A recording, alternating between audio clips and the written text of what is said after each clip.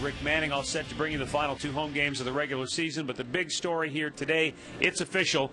Tribe manager Eric Wedge and his coaching staff fired. They will not be back for the 2010 season. Not really a surprise move, Rick. I think we all sensed that this was coming. Well, I think we did for quite a while, but, you know, when you watch Mark Shapiro in the press conference and you watch Eric Wedge, you know, it's two very good friends that worked together for a very long time, and it was tough for Mark to do. Well, here's what transpired earlier today here at Progressive Field. After extensive discussions internally, I met with Eric Wedge and the staff last night to let them know that we're not going to have Eric back as manager in 2010. And as is consistent with our processes and our beliefs in the past, also feel strongly that the next manager should have a strong voice in determining his staff. So as of now, the staff also will not be back for next year. Yeah, obviously I've got a tremendous amount of respect for the Dolans and Mark Shapiro, and you know, the only thing I asked him, I'd like to know before we went to Boston. But regardless of, you know, if they would have informed me 2 weeks ago or whatever, I'd still want to finish what we started this year. You know, I think it's the right thing to do. It's the right thing for the players, and you know, one thing we've always done here is we've always put the players, you know, first. And he has had a very good run as far as the manager goes in one organization. A 7-year tenure. He won 560 games. And just 2 short years ago, he was the American League Manager of the Year when they ended up going to the ALCS. So, you know, it's really a sad day because Eric Wedge, I thought, was a very good manager. Eric Wedge won't dwell on the past. He will never be a guy who looks in the rearview mirror. But I personally will always wonder how things may have been different for him, for the city, for the organization, had they been able to win the World Series back in 2007. They were one game from getting there, and most people feel had they gotten there, they would have won it. There's no doubt about it. You know, you look back at Boston when they won it. I mean, after their drought, if the Indians would have won it that year, it would be totally different. We wouldn't be sitting here today talking about No, what we're talking about. And what we are talking about today is Game 1 of a doubleheader. Traditional doubleheader, Fausto Carmona against Carlos Torres here in the opener. Well, Torres made one start earlier against the Indians this year. Carmona coming off a decent start. This will be Game 1. We have 18 of the finest going today here. We'll be back with all the play-by-play action coming up next.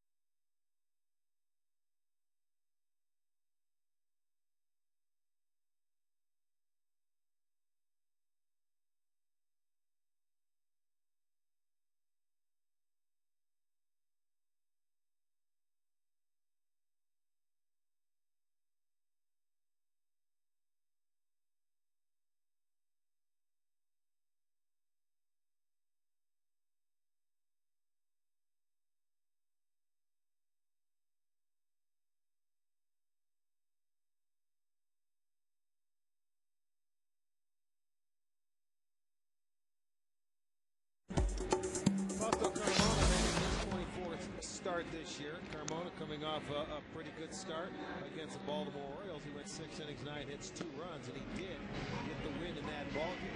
He has not pitched against the White Sox this year.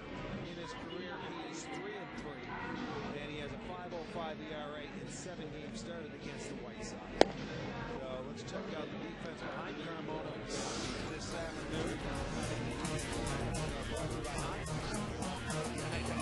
Gross in left, Brantley in center, Cruz in right.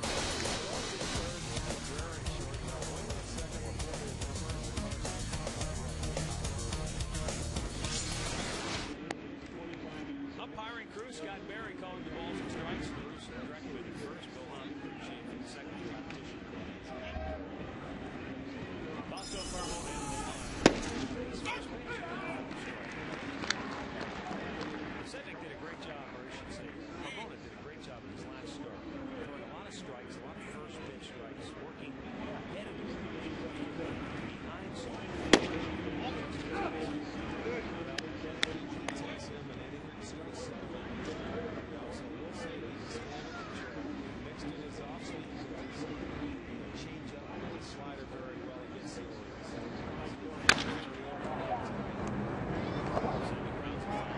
Nobody ever did it.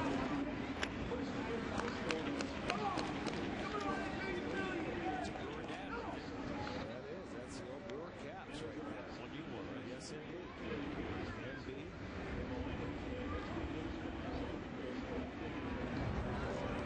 Carmona with a 1-2 pitch.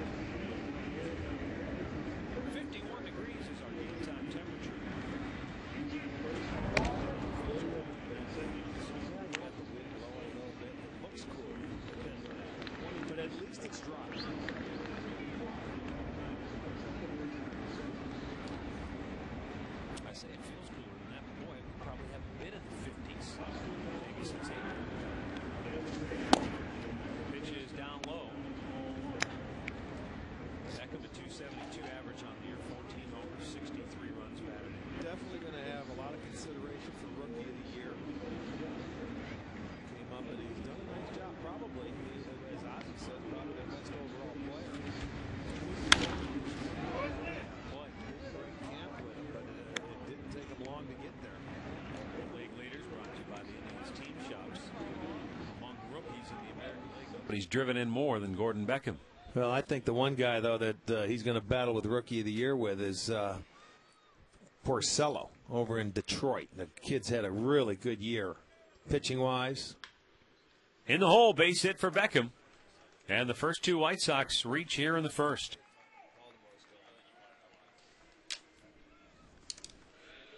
Back-to-back singles to start the game for Chicago. Pulled his hands in close to his body and was able to pull that ball through the left side, the big hole there. And now Mark Kotze steps in. Well, you know, it's what you want. A couple of ground balls, not hit hard. Pasednik, it was placed perfectly. Infield hit. This one, seeing eye hit through the infield. Popped him up. Infield fly rule. On the first pitch, as Dribble Cabrera will make the catch. 1 away.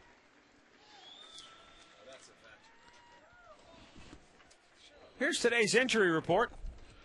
And it's brought to you by the attorneys at Friedman, Damiano, and Smith. When you're injured, depend on us. Find Friedman, Damiano, and Smith online at fdslaw.com. Grady Sizemore, a couple of surgeries to start his off-season early, but Grady Sizemore was there in the clubhouse today and spoke to the media about the firing of Eric Wedge today, and I'm sure we'll hear from Grady during our telecast here today. Sizemore suddenly finds himself in the position of being one of the remaining veterans. Well, I had a chance to talk to him a few days ago, well before game time for about a half an hour. And, yeah, he walks into the clubhouse. He doesn't know half the players. Rios with a foul ball, and 0-2 the count. It's a young club, and it expects to be a young club next spring as well.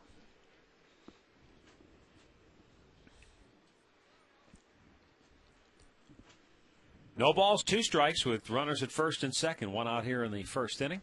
And strike 3 called. Rios out looking. We talked about Grady Sizemore meeting with the media before the game, talking about Eric Wedge and the firing that took place earlier today.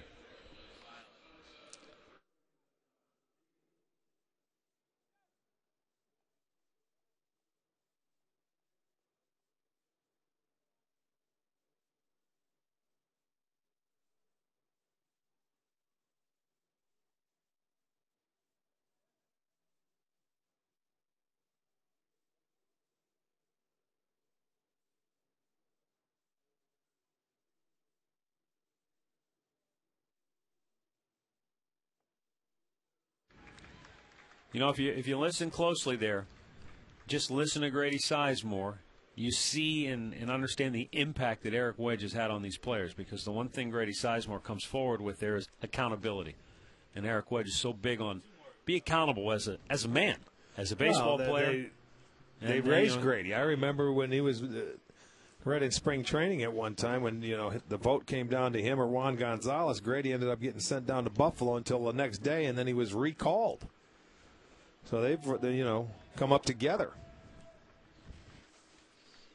And with Grady, any manager would want him. You talk about the definition of a baseball player. All he does is go out there and play hard every day. 1-1 pitch. Didn't miss by much. 2-1. First baseman Josh Fields, 2 for 4 in the series opener.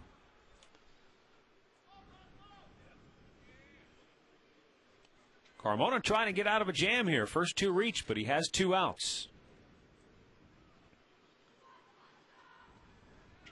And the 2-1 delivery is a hard ground ball to second. Valbuena dropped to a knee, throws him out, and Carmona gets out of the jam. Sox get a couple of hits, but they leave him stranded. And now Shin-Soo Choo and the Tribe coming to bat.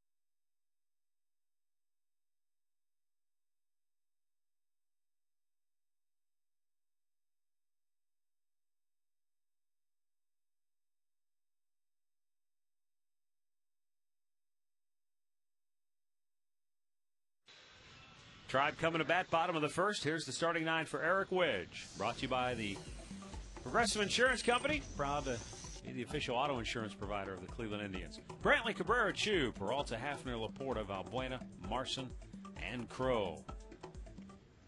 And Michael Brantley leads it off. Looks at a ball up high.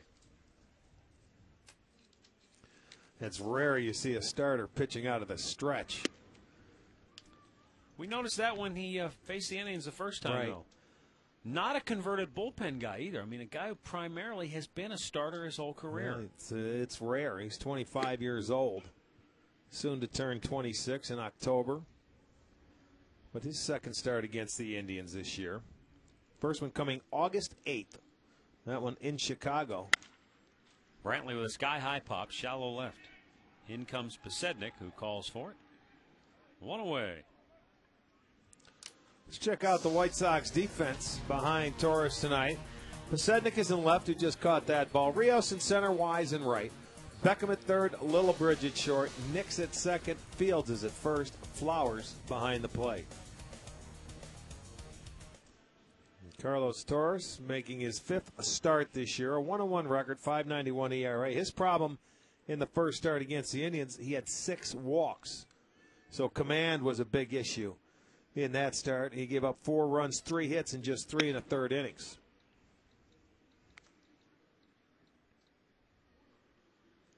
Gets ahead with a quick strike to Cabrera, who was 0 for 4 in the series opener.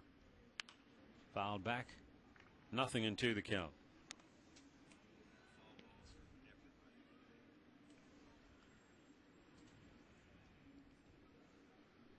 You see his dribble season numbers, very steady, consistent performer.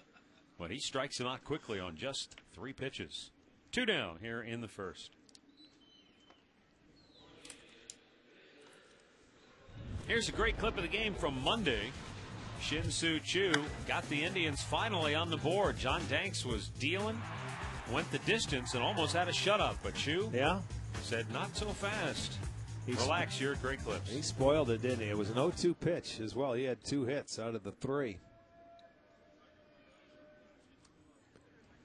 And Choo looking for just one more home run in the last 6 games, and he could become a 2020 guy. Leads the team in home runs with 19. And also leads in RBIs with 83.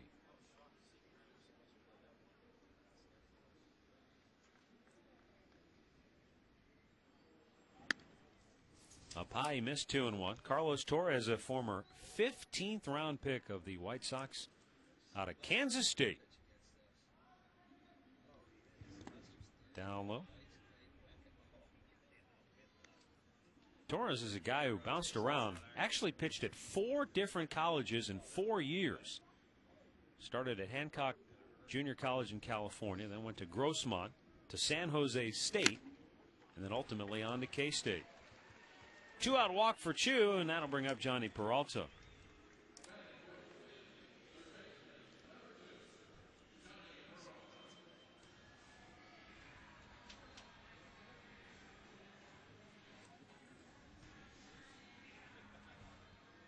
Torres threw a minor league no-hitter back on June 19th for the Charlotte Knights. Peralta hammers it down the line, but just foul.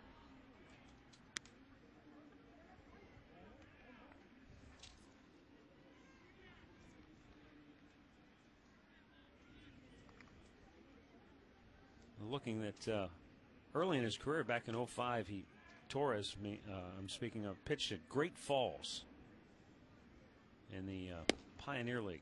I seem to recall Jack Morris was either from Great Falls or maybe lived there for a while. I don't think many ball players are from there. Maybe that's Montana. Maybe I should stop wondering aloud. Runner at first with 2 down and a 1-1 count on Johnny I wish Peralta. you would. We have 18 innings today. Johnny 0 for 3 Monday night. Oh, boy. Oh, he had him. Oh, boy. Well, one of 2 things. He either had him picked off or he had the base stolen. Yeah. But give Torres credit for stopping. Because a lot of times, as you said, they don't see him. Well, it goes to show you, if he had an idea or he could see him, he would have stepped off and picked him off. He obviously didn't see him. And now you're going to go throw back. When they're close, sometimes, you're not like an owl where that head can spin on the side, and just turn and look at it. Your eyes only go so far. So somebody probably. That peripheral vision. The catcher must have tipped him off the step. Well, yeah, off. that's exactly right. He shouted it because I heard something. You could hear that? I could above hear it. the din I of the heard- crowd here today? I heard Besednik call that fly ball in the first inning. 1-2 the count.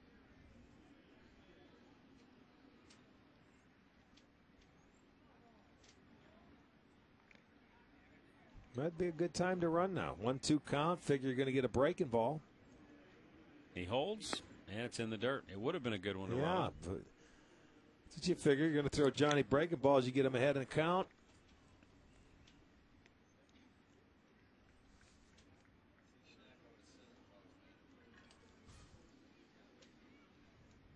Now the set.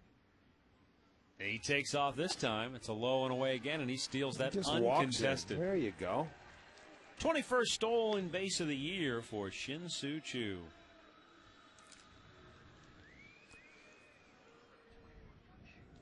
You know, and there it's a no doubt. This one was even a better pitch. Another breaking ball in the dirt, and Flowers didn't even get up to throw.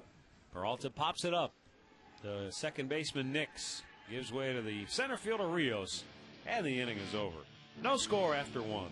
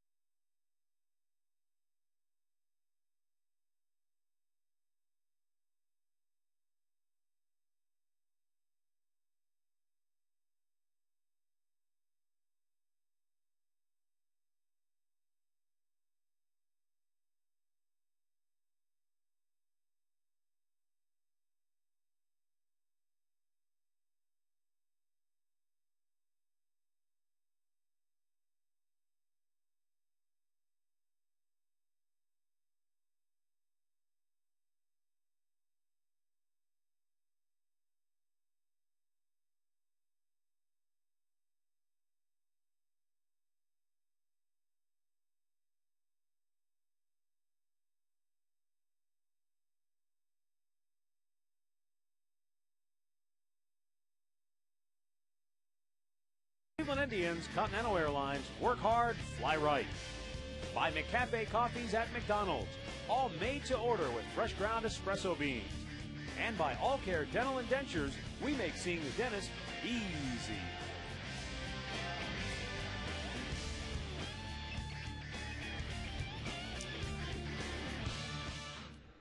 Back here at Progressive Field, and sorry to report, we already have one out. Well, you might see a lot of first pitch swinging tonight. Dwayne Wise got up there, saw the first pitch, and grounded it to second. And now Tyler Flowers, the catcher for Chicago, about to step in. Flowers 1 for 3 Monday night.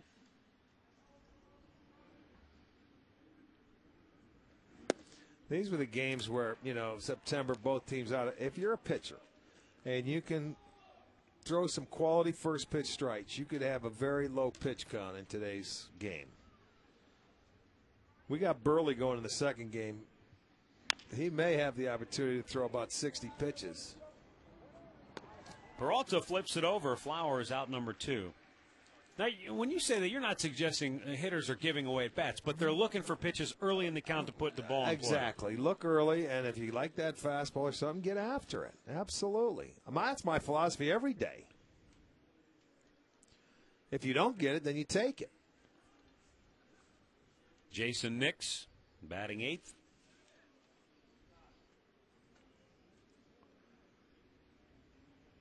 And Carmona deals a little bit high for ball 1.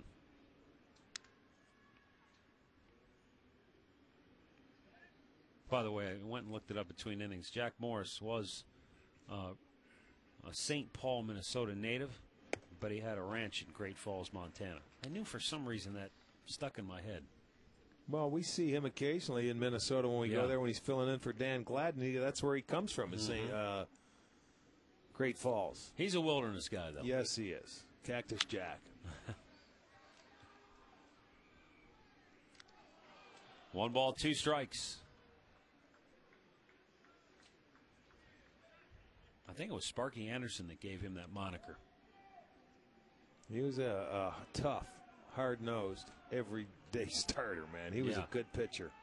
1-2 pitch, just a little bit high. He's probably the kind of guy that, even though he was a starter, he did come to the park every day thinking he was going to pitch. He was a mean guy. He was. I'll tell you, I've faced him a long time, and boy, you had your work cut out for you on that given day. He was ornery. The reminded 2-2. me a lot of Gaylord Perry. You kind of, when you dug in the box, you just kind of had the feeling he does not like me. Well, yeah, he didn't like anything on the day he pitches. He didn't even like himself. That's right. He got up in the morning, he hated himself, is right. The payoff pitch. Fouled back.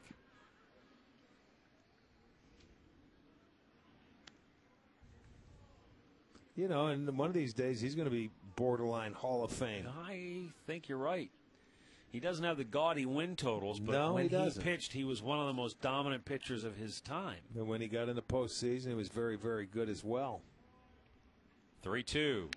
Again, it's fouled off. Almost the same exact result as the previous pitch. He's hit the umpire twice. The umpire's going to say, you better stop and put in play or I'm going to ring you up.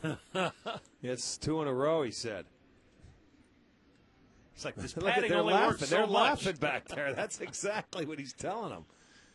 Hey, pal, hit it fair. Again, the 3-2. And again, it's fouled off. This time, he just missed him. If I was Scott Barry, I'd be getting real skinny behind I Lou would tell Marson. the catcher to call a pitch away off the plate, and he's out. So he wouldn't. He's throwing that sinker in on his hands, and all he can do is get on top of it and beat it down. Carmona doesn't want to walk him, trying to get him to swing, and he does it again. Well, same pitch, Scott Barry's same out of baseballs. Here, give me some more. He's 9 pitches, and he's had 5 foul balls, so try the slider.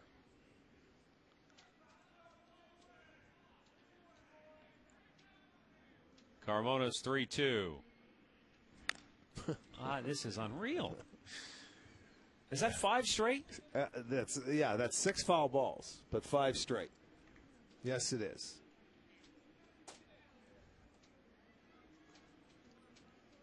Throw the slider. Call the slider. Let's see. Nope. Fastball away. He wants a sinker in, isn't it? No. Yeah, it was. It was a straight fastball. Johnny Peralta fires it over, and he finally takes care of him. And the White Sox go 1-2-3. We'll go to the bottom of the second. No score.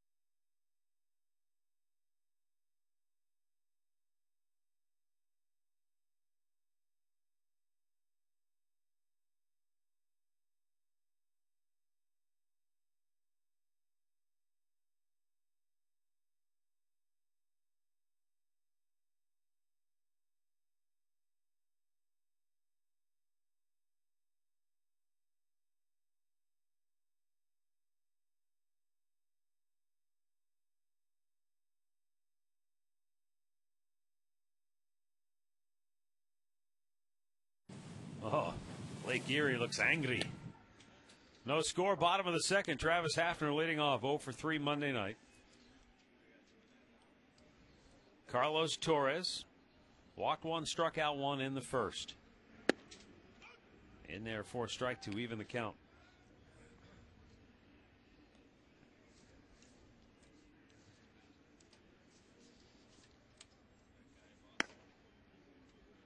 Outside 2-1.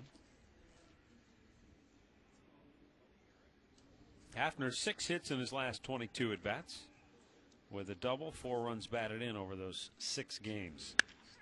And he starts it off with a line drive single to center field here in inning number 2.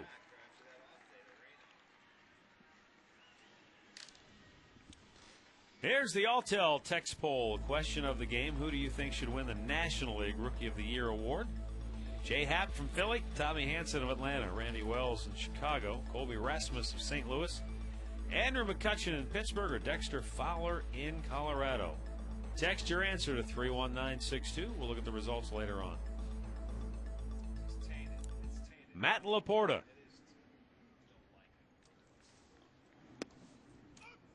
And a breaking ball called a strike. Laporta with a hit in 10 of his last 13 games, batting .357 during that stretch. Lines that one foul. Look out. Boy, that whiz down there. Is that Chris Madden? Chris, that almost got you, pal. You better be ready to go or ready to move. He can get skinny in a hurry behind that camera. I know I would. The 0-2 to Laporta. A little bit high and wide. Laporta's actually hit better against right-handed pitching than against lefties this year. 2-2. He's at .277 against right-handed pitching. And well, it seems like, you know why? It seems like he stays inside the ball to me, and he likes it going away from the right-handers. You know, where the left-handers can cut it and run it in, he'll have a tough time getting it out and try and turn on something like that because of his approach. He stays on the right-handers well and tries to shoot them the other way if they go in on him. What's the adjustment you make there then if you're right-handed? Well, I don't know. It depends on the pitcher that's you start to you're look facing. in more than if it's you a may left-handed back off pitcher. the plate, or you could look in a little bit more and cheat. Although you have to know the pitchers in this league, and that's one thing he doesn't know yet. Bat went flying into the seats, and the guy in the front row comes up with it. And he's got himself a souvenir. Matt says, "Go ahead, keep it." Why not? Bat day. Watch him. He and his daughter are sitting right there. Good job of shielding her. Yes, very nice. Well, there's not many people here, so if you're going to throw it into this, they gave him the gamer. He'll give him the bat back. He sent that one back to Laporta, and guys like to keep their gamers, but I guarantee after this at bat, that guy will have a bat. Catching a bat flying in the air has got to be one of the hardest things there is to do. No, it's stupid. You wait till it stops rolling. No, it's not hard. It's stupid. It is. You don't catch a bat in the air. Seriously. You let it hit, let it quit rolling. That's Tommy Lasorda. And then you pick it up. There's nothing smart about it. 2-2 pitch.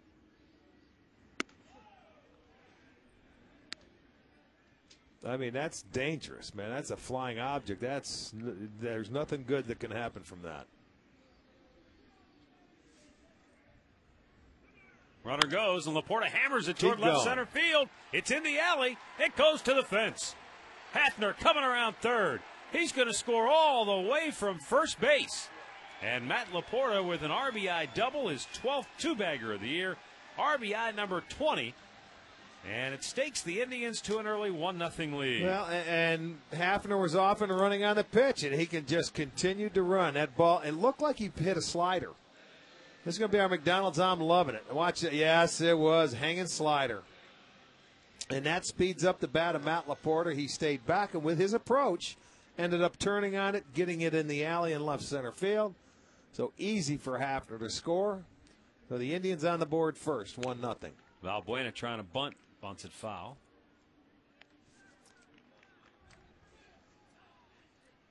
Interesting, Rick. I'm losing track of the days. Yeah, it was yesterday. We got rained out, but as I was here early, We were watching that doubleheader between the Tigers and Detroit, Minnesota. the White Sox. The Tigers and the Twins. And Valbuena chops one to short. Lillibridge throws him out, one away. Laporta moves over to third. Good base running by Laporta, by the way. Go ahead. They had their guy Nick Punto up there in the I guess it was the ninth inning. Squeeze play? Yeah, they had a chance to take the lead there, and he put the squeeze play on, and it looked like the pitcher maybe caught wind of it, and you're taught to throw it up and in, make it tough for him. Turns out he didn't. He didn't know the runner was breaking for home because the runner didn't really break. And he said it was just lucky. Just worked out that way. He threw it up and he popped it up and they got the double play. Double playing it out of it, yeah. Well, that happens sometime. Then they went into extra innings. They ended up scoring the next inning anyway. Yeah. But then on a wild pitch. Detroit got the big game from their ace in the nightcap. Marson to right away center field. Rios will grab it. The lob toss back in. And Laporta scores. The good base running pays off there. That's exactly right. You won't look at it that way, but when Valbuena grounded to shortstop, Laporta was able to get to third base, and that was all on him right there. So he drove one in, and he actually ended up scoring that run right there. So it was a good job by Matt Laporta. Here, look at the play. Normally you're taught that when the ball's hit to that side, the only way you go to third is unless you can get it behind you. He was able to do that because he read it. It wasn't hit that hard. That was very good base running, and that enabled that sac fly here to give him an extra run. Trevor Crowe looks at a ball downstairs.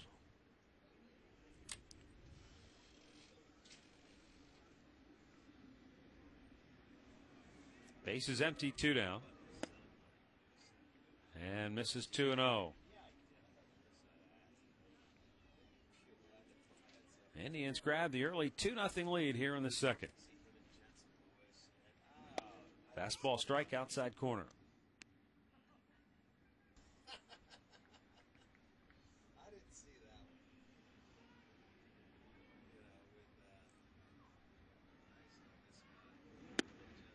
Up high, 3 balls and a strike. And if Crowe should reach, Michael Brantley would be next. Pitch number 39 for Carlos Torres. Evens it up, or makes the, count goes full now with the strike called there.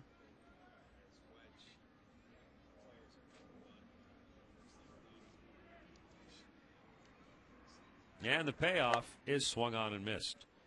So the inning is over, but the Indians pick up a pair, lead it 2-0 through 2.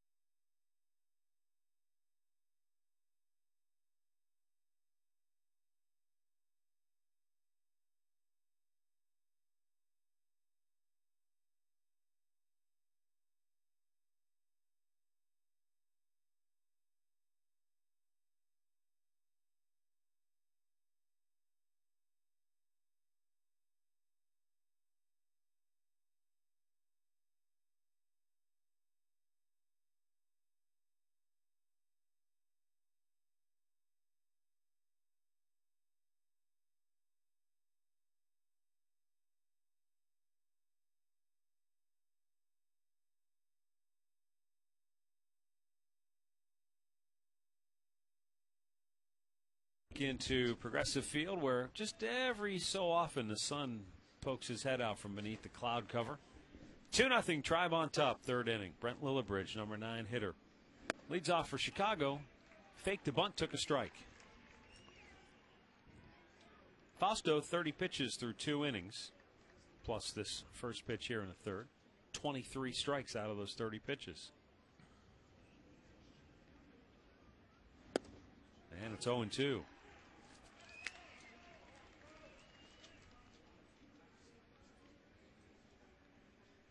Lillibridge, 2 for 3 on Monday night.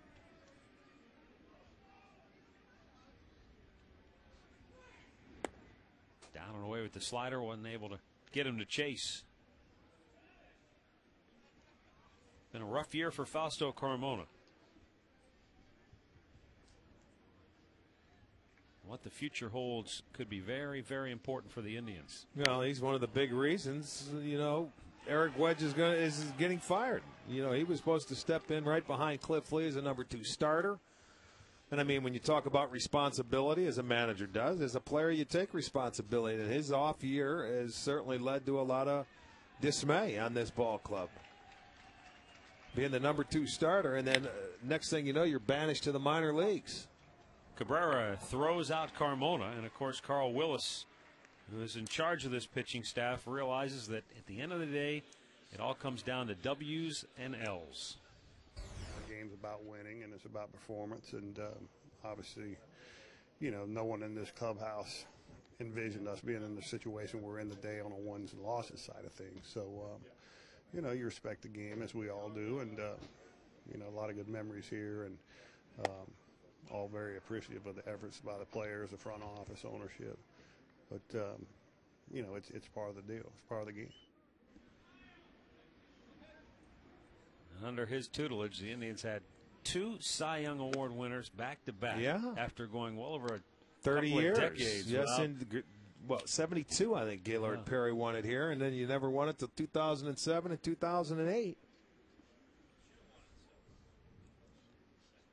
1-1 pitch. Outside, 2-1. And to me, seeing the coaches talk right now, it almost looks like finally, they found out. They knew, or they felt it was going to happen for quite some time, and now once you're told, it takes the weight off your shoulders. Not that it does any better, but you finally know, okay, look, I'm not coming back, and now they've got to, start planning for something else, which is not an easy thing to do. Laporta with a nice job on the big hop at first, takes it himself. 2 down. Hey, the next Mega Millions jackpot is over $100 million, 105 to be exact. Stop by your local Ohio Lottery retailer and pick up a ticket for the next drawing, which comes your way on Friday.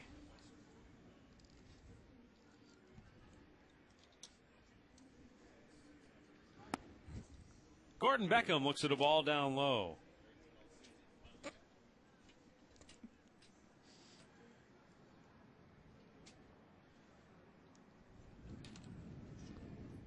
One and 0 the count. To your point, Rick, Eric Wedge said today, he said the one nice thing is, at least for these last 6 games, you remove what they call it, the white elephant in the room. You don't have to worry about it. Everybody can. He said he's gotten the sense that lately players have been hesitant to even come around him. Nobody's sure what to say. It's a bad feeling. It's a bad situation for everybody. It's all out there. It's all out there in the open now, and you can move forward from it. Pops it back out of play. And Eric told me, he said, look, it's been harder on people around me than it is for me. He said, I understand the business. I understand the situation. Well, he's in charge. That's why it's easier for him, because he is in charge. But I will say one thing. If a guy, even today or through the rest of this year, doesn't hustle or give him 100%, he'll be on him. Oh, yeah. There's no such thing as lip service. That's what it's all about. That's what it's all about.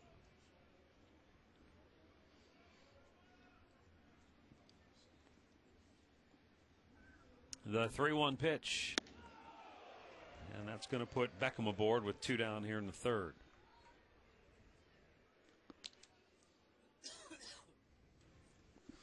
Fans, don't forget to stop by Alvin's Jewelers and check out their Pray for Rain promotion. Buy an engagement ring at Alvin's. If it rains on your wedding day, the engagement ring is free. Log on to alvinsjewelers.com or stop by for all the details. Mark Kotze popped up on the infield his first time up. And that was after the first two White Sox had reached base in the first inning.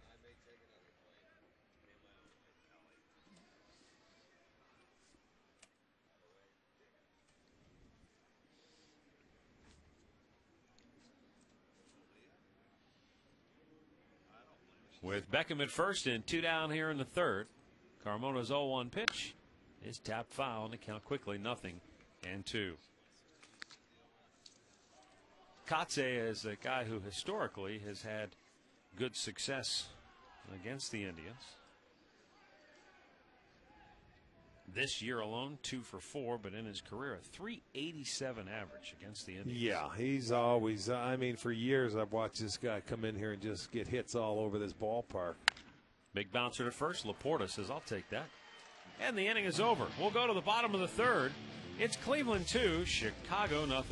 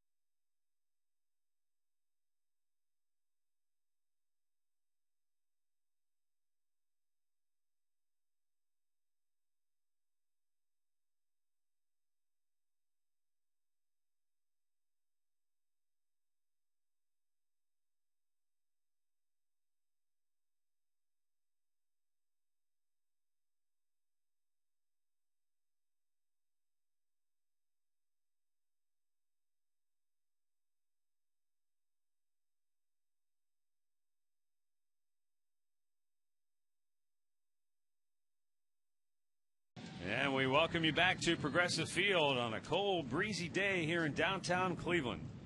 Indians on top of the White Sox 2-zip going to the bottom of the third inning. Michael Brantley is Drupal Cabrera and Shin-Soo Choo. Matt Underwood, Rick Manning with you, and we're happy to be joined now by Ben Light from the Gathering Place. And we're happy to give you some dough. The Indians have been hitting a lot of home runs this year. And we are more than happy to receive it, and we just appreciate all that both the two of you have done, that Sports Time Ohio has done, that Great Clips has done. It's been really nice to not only have the donations come in, but also to have all the exposure. Michael Brantley grounds out. 1 down. Let's take a look at the pregame check ceremony presentation. You talked about the folks at Great Clips, who were a big part of our program this year. Every time the Indians hit a home run, Great Clips donated $50 to the Gathering Place. So that certainly gets us going in the right direction. Yeah, the total this year, if you include Great Clips, the donations the two of you made, the match from Sports Time Ohio, and we actually had a few donors who pledged as well, is going to be this year over $11,500. That's great. That's that is terrific. Pretty significant amount of money for our organization. It's going to help keep a lot of programming free of charge. Well, I want to also, Ben, would like you to know that some of our viewers out there have sent checks in that we still have to give to you. And, Great. They've jumped aboard and they are going to be anonymous or whatever, but they certainly participate as well. Well, I was out in the community at an event not too long ago, and I probably talked to at least 100 people, and a number of them would say, wait, I've heard of the Gathering Place. And as I would start to explain, they'd say, where have I heard? And I said, do you watch the Indians? They said, yes, Rick and Matt talk about you all the time. And, we just appreciate not only that you talk about us, but the way in which you say it, the feeling that goes along with it, how genuine it is.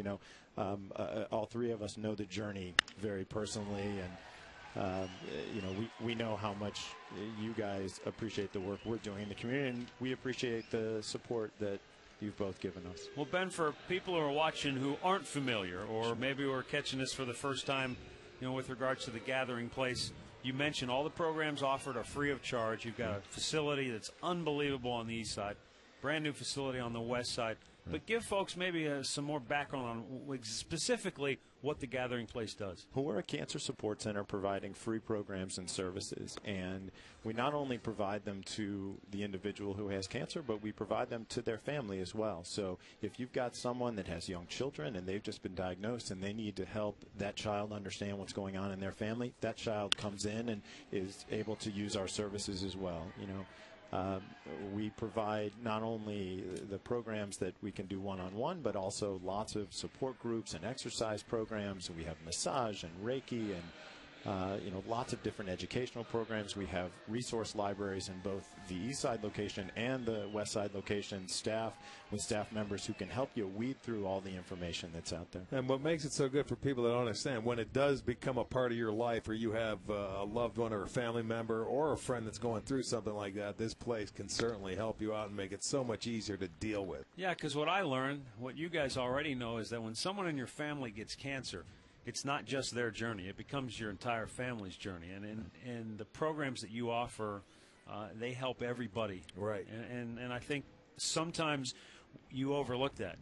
Maybe from the outside looking in, you don't realize how important those programs are for, the family members. Right. Who may be having a tough time expressing how they're feeling about the fact that their mom or their dad or a loved one has cancer and they don't know what to do about it. You're absolutely right. We have a lot of people who come in, and regardless of how the journey's going to end, whether it ends in remission where someone lives a long life, or whether there's an end-of-life situation, how that family deals with whatever time they have left is part of our responsibility. And we want to equip people with the tools to help themselves in these situations. And we feel, and I know when the organization opened, and we're approaching actually 10 full years of service now.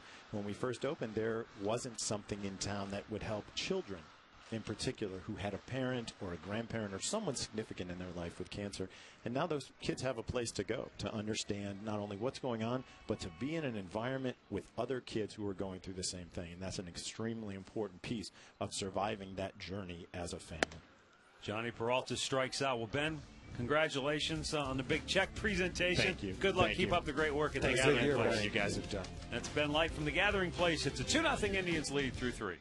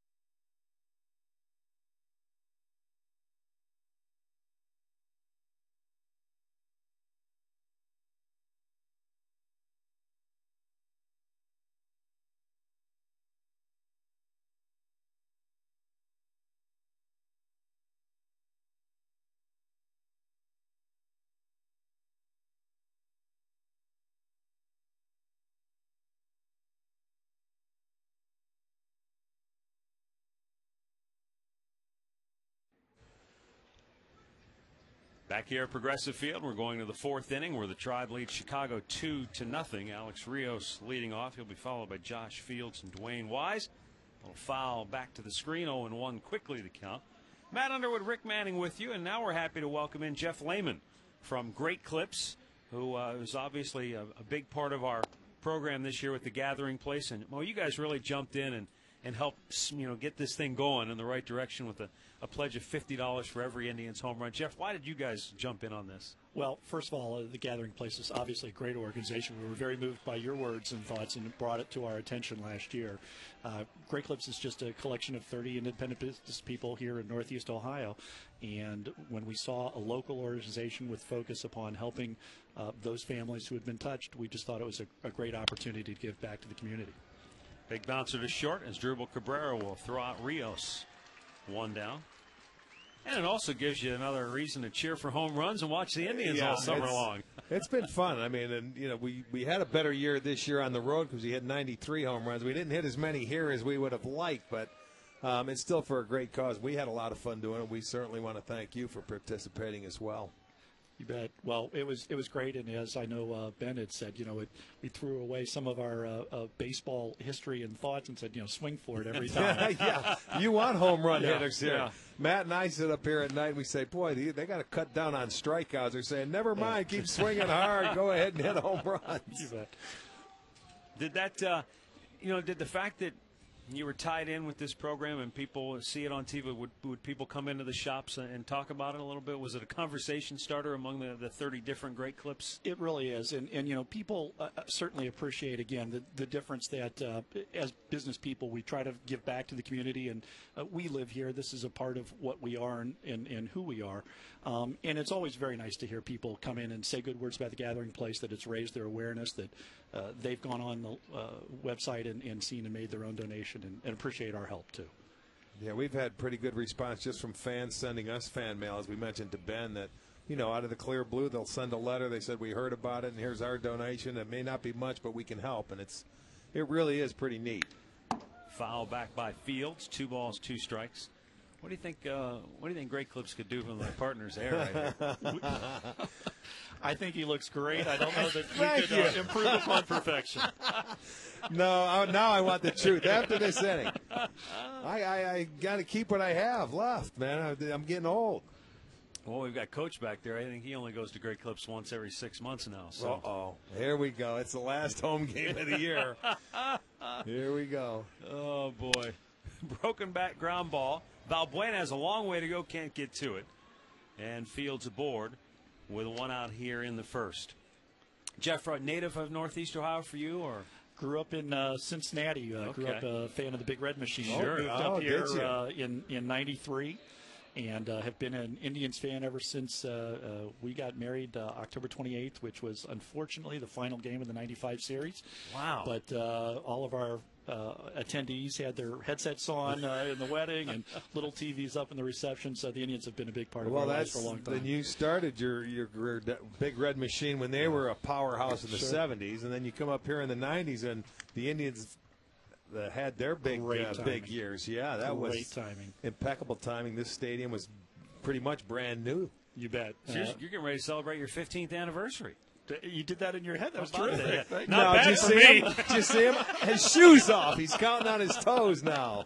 Dwayne Wise shoots it back foul 0-2. The only reason I know that, I couldn't have done that in my head. It's just that I know next year's the 15th anniversary of the '95 Indians. And, that for me, that was the team that it didn't just change baseball here in Cleveland. There was a renaissance going on here in Cleveland, and the Indians were a big part of that.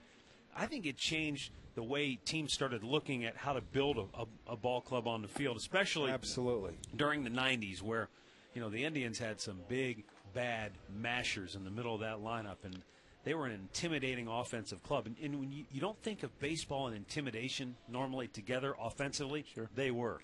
Absolutely. And I was fortunate enough at that time to be working downtown, and just the vibrancy everywhere you went. It didn't matter the time of day. It was just a real electricity. Yeah, it ended a streak of over 40 years of losing baseball is what it did. There's a ball all the way to center field fence. Crow going to fire it into the relay man. Valbuena overshoots him to Cabrera. run scores as Fields touches home, and Wise goes all the way to third, and the White Sox cut the gap to 2-1. For Dwayne Wise, his third triple of the year.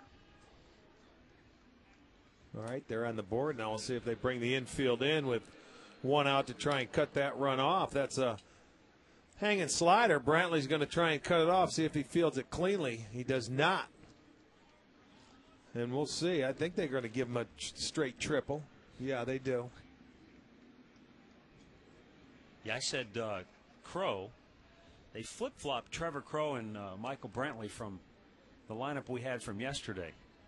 So you had a scorecard. I had the lineup card all filled out from yesterday. Shame on you. Foul tip by Tyler Flowers.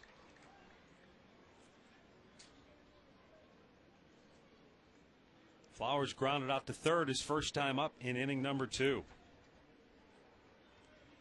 Infield in, cut of the grass around the horn with one down. You know, you go back and talk about those 90s. If we were given the money back then, we may be broke. But the way they hit home runs, when you talk about a powerhouse. Well, I mean, you think about 1995, for example.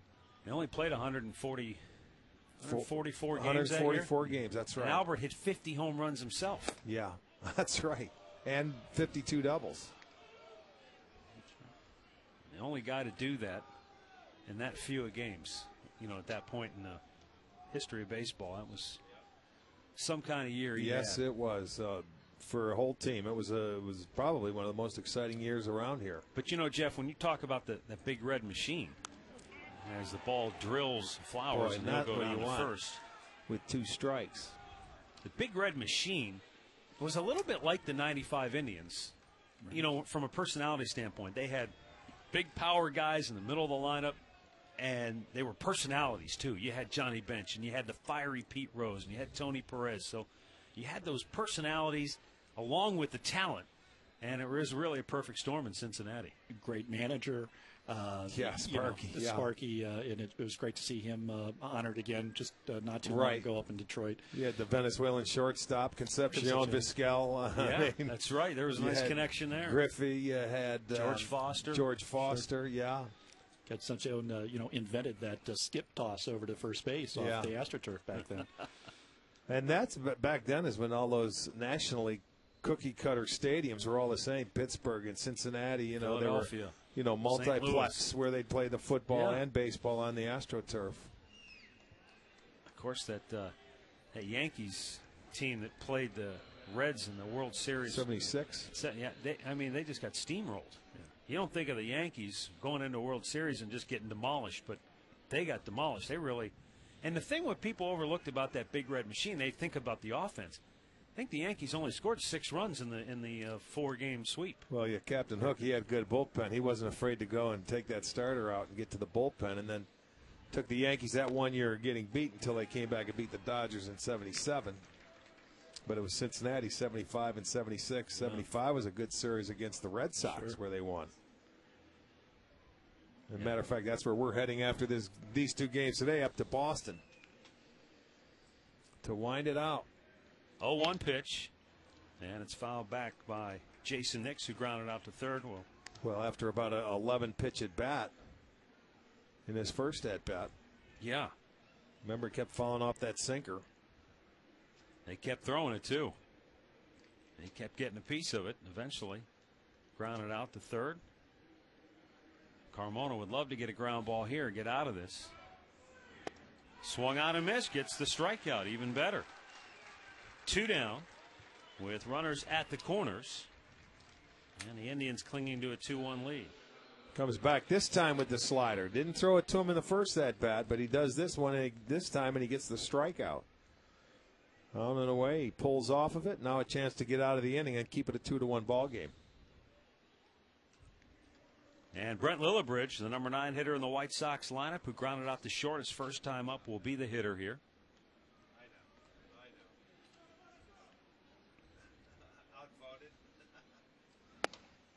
Jeff, you talked about the 30 different Great Clips locations here in northeastern Ohio. Are they clustered individually in different counties or communities, or Where's the broad scope? We're pretty much all over the 13-county DMA. We've got 30 owners. We've got 65 locations, as far west out into Lorain and west, and over into Ashtabula, as far south as Canton. So hopefully there's one near you. There's one right in Avon Lake. There you go. Right next to the bank. In Mayfield, Chesterland area. I know there's one there. Murph said he was there, our producer. He stopped by and had his hair great clipped. I'm not sure I can claim that one. Who knows where Murph goes?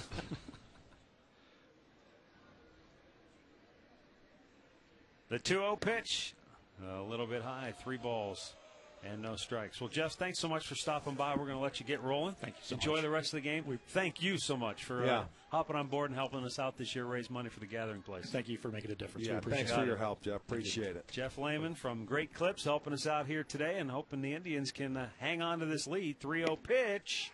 It's a called strike.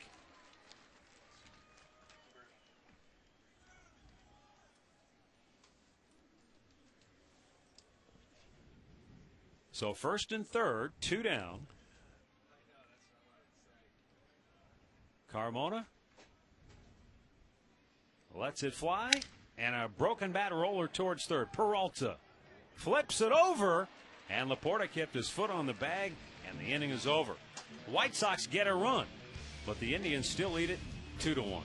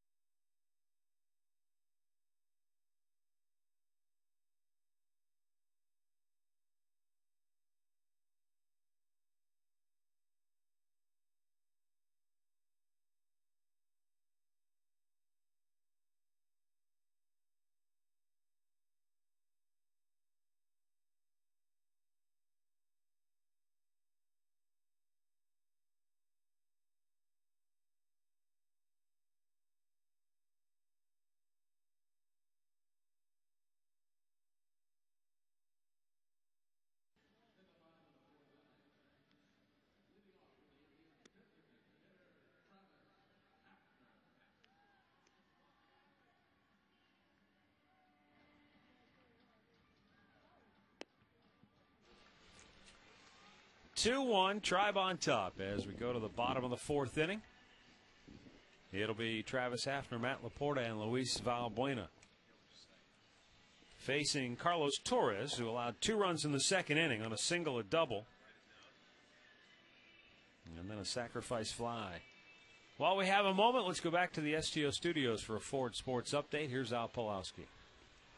Matt, Rick, last night the Minnesota Twins and Detroit Tigers engaged in a doubleheader. Minnesota won the first game, but here Fernando Rodney is 36th save in game 2. So the Tigers' magic number entering play tonight is at 4. They lead Minnesota by 2 in the Central. Well, and if they win tonight, it goes down by 2 because they're playing the Twins.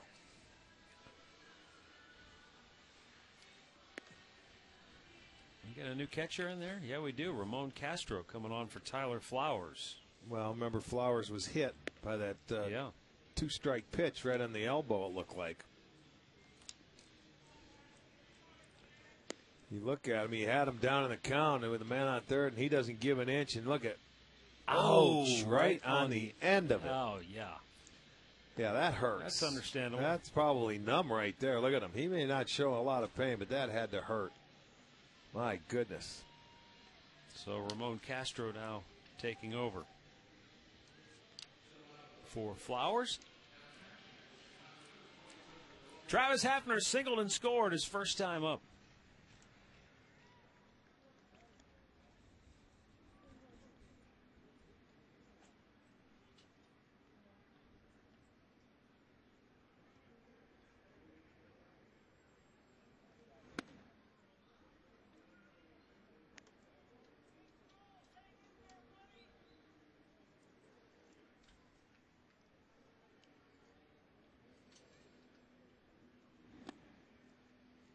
Two and 0. You know, it's interesting, Rick, when you think about Eric Wedge and how 7 seasons in one place in this day and age in baseball is kind of a long time for a guy. Mm-hmm. You look around the league, and it's amazing at the turnover. During his 7 years at the helm here in Cleveland, Bo did the research here. There have been 32 different managers. Well, yeah. And that's just in the American League, right, Bo? That's just in the American League. No kidding.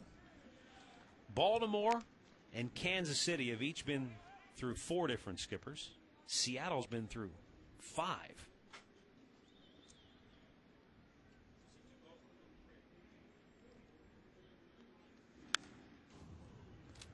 Five skippers in Seattle since 2003?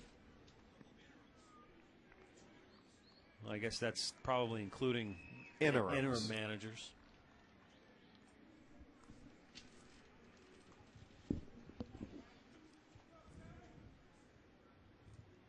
The payoff pitch. And Hafner draws a free pass.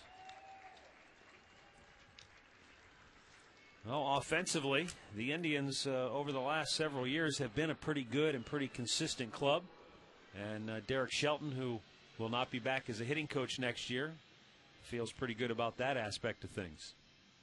Offensively, I think we've been fairly consistent, which I think is all, on the offensive side of the ball you can ask for. And, we're seeing younger kids continue to get better. I mean, you look at this year, you look at the year Chu and Cabrera are having, and I think it's exciting, what Laporta and Brantley have done. So, I think there's exciting things to come, and, you don't do anything but to wish well on the organization. I mean, it's in the first opportunity I got to be in the big leagues, and I thank Mark for that. And it's just, it's not an easy day, and you just kind of go with it. No question about it. I asked Eric Wedge earlier today about, the inevitability about this day coming. When you're hired as a manager, a lot of guys say the day you're hired is one day closer to the day you'll be fired. And Eric said, he goes, Joel Skinner's dad told me you haven't been a manager until you've been fired. Right. So he said, I'm going to go tell Joel, call your dad and tell him I'm officially a manager now. Well, the thing of it is, too, think about it. When they had their first opportunity, you have a chance to get hired. You want to go and see what you're made of and see if you can cut it and see if you can cope with it. Derek Shelton came up. He replaced Eddie Murray, a Hall of Famer. I remember we were in Chicago on the road, when that happened, playing the White Sox, and he comes in and, it had to be tough. Eddie Murray was fired. I mean, unfortunately, that's just the nature of pro sports. I mean, it's sometimes not always fair. Sometimes it is. I mean, guys just don't fit into certain places. It's just part of the business, and it's unfortunate to see when you spend so much time of a year and of your lives with certain people. You get to know, you become personal friends with them, with families and things like that, and now they move on, and you just wish well for everybody.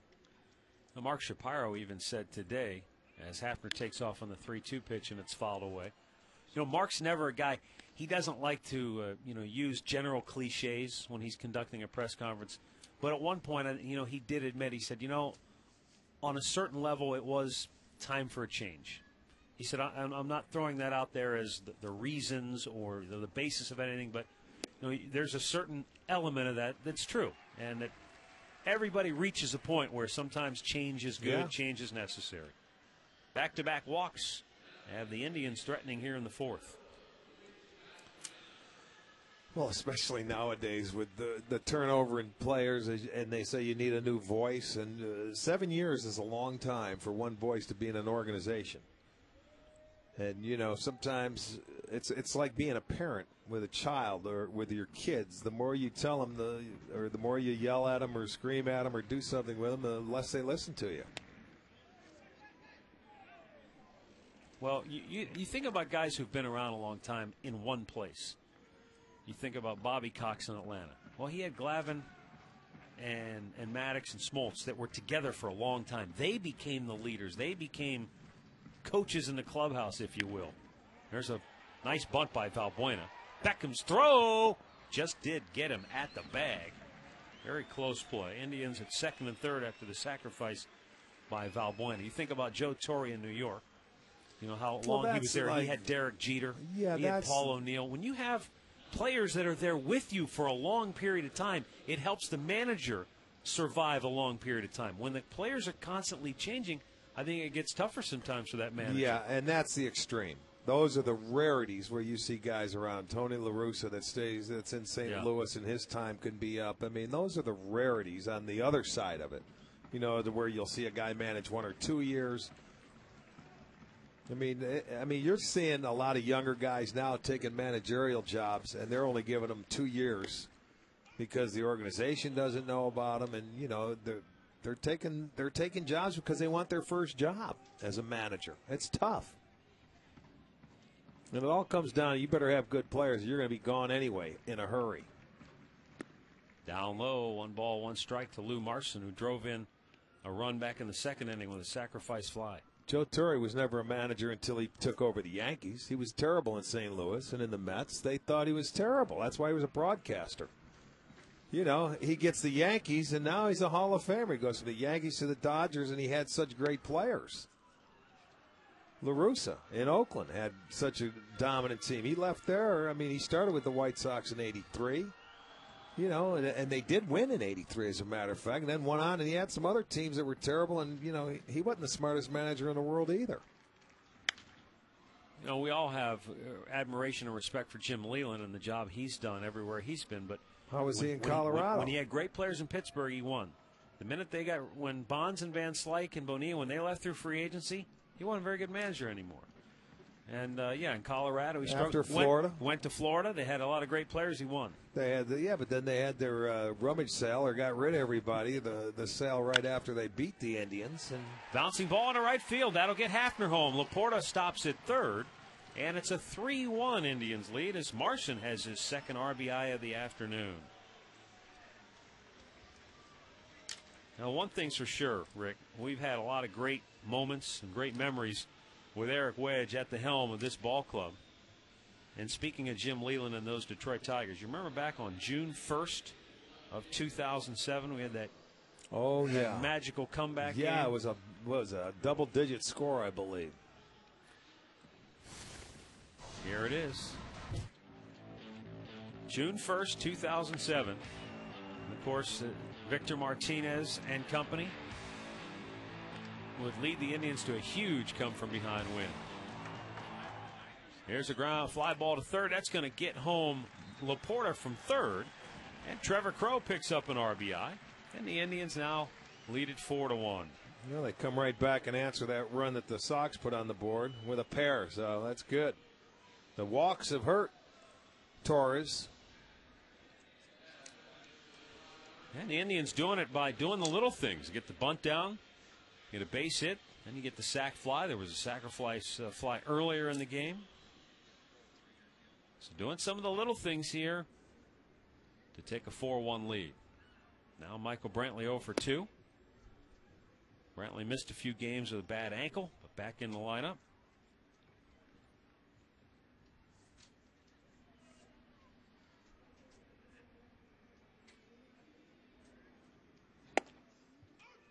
Strike called outside edge. 1 ball, 1 strike.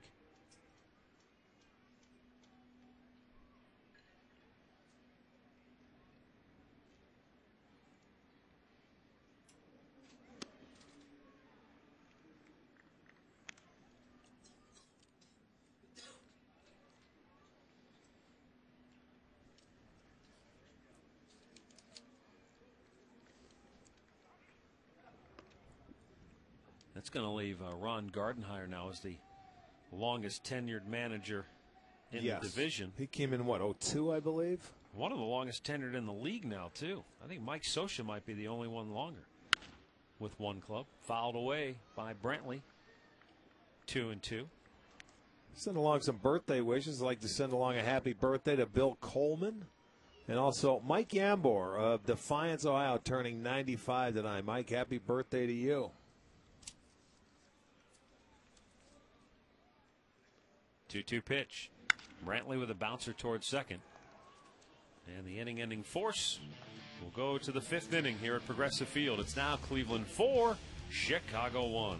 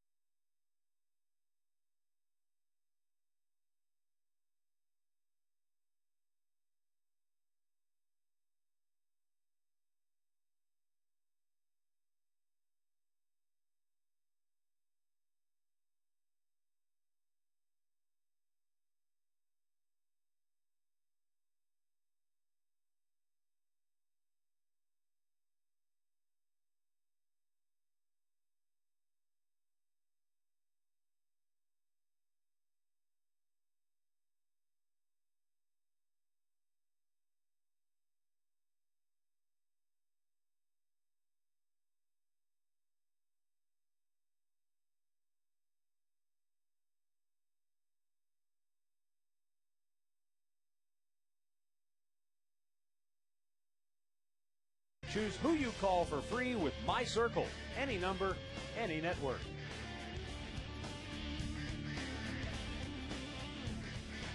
4-1, Tribe on top as we go to the 5th inning. Top of the order for Chicago. And Fausto Carmona looks down low to Scott Posednik, who is 1 for 2. He had an infield single in the 1st inning.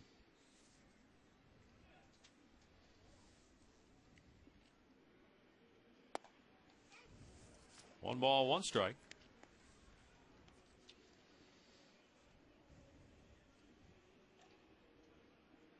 Carmona 9 ground ball outs this afternoon. A little bit too low, 2-1. Seems like that's something he was getting away from because he was going away from his sinker, more to a four-seam slider mix and some changeups. But it's like when he gets ahead of you, he can throw that two-seamer. And tonight he's been getting that ground ball.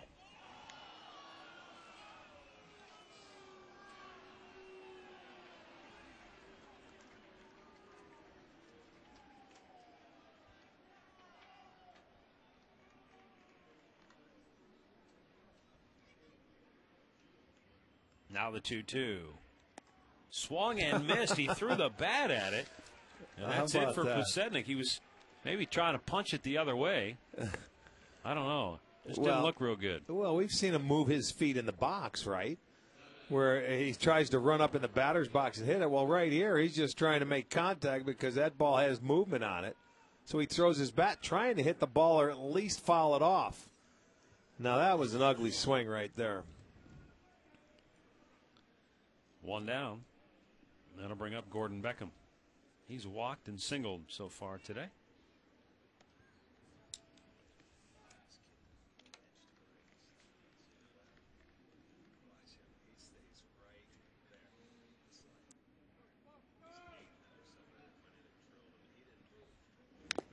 Foul tipped.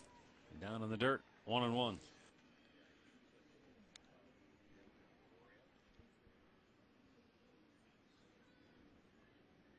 With the rain out yesterday, pushes Masterson back to today. So the Indians will, on Sunday, now go with a bullpen by committee type type staff game. Yeah, everybody Tomooka looks like he'll start it, and then they'll just kind of go from there. Oh, boy. Officially, it's to be determined. But well, they can just change the letters and put STAFF on the back of his jersey, or instead of TBD on the notes. Yeah, TBD. Yeah, just put staff. Fouled over the top of the White Sox dugout. Well, you see, unfortunately, that's what happened to the Tigers yesterday. You know, that messed up their plans when they got rained out on Monday. What was it? Am I thinking right? Yeah, yesterday was what? Yesterday was Tuesday, so right. They played a doubleheader. So they had the doubleheader yesterday, and now, you know, you use Porcello and Verlander in the same day. So they had their rotation set up, but that rain out sort of hurt them. Swung on and missed. Carmona has struck out the first two here in the fifth. Give him 4 for the afternoon. 2 down. Time now for a direct energy, bringing the gas sequence. Well, you come back right into the first inning. Carmona didn't mess around. Good fastball away for strike 1. Throws the sinker, hits on top of it, and took the slider. So 3 different pitches in that sequence and 3 strikes. Now a ground ball up the middle, and it's through. Mark Kotze gets his first hit. Snaps a string of 4 in a row retired by Carmona, and it will bring up Alex Rios. Well, visit the official online shop of the Cleveland Indians at Indians.com. You can browse the largest online selection of authentic merchandise, including caps, T-shirts, jerseys, and more. So get your team gear straight from the source. That's Indians.com.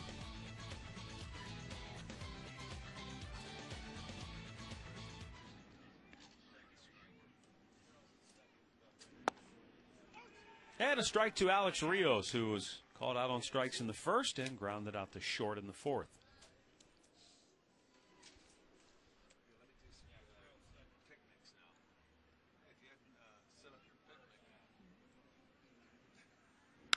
Big bouncer towards third. Peralta goes across the diamond, and the inning is over. Another strong inning for Fausto Carmona. Halfway home in the first game of this doubleheader, 4-1 Tribe.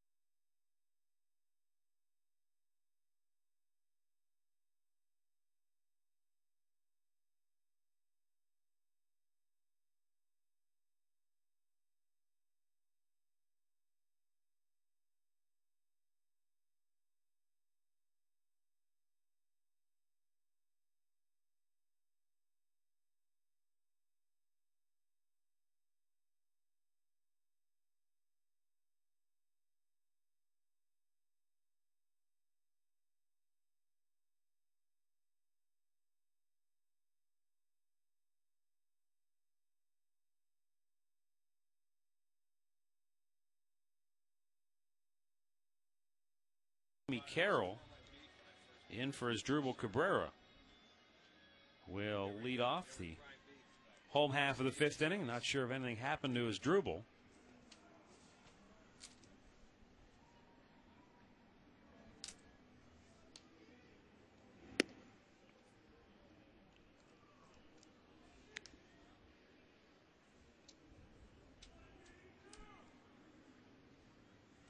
One ball, no strikes.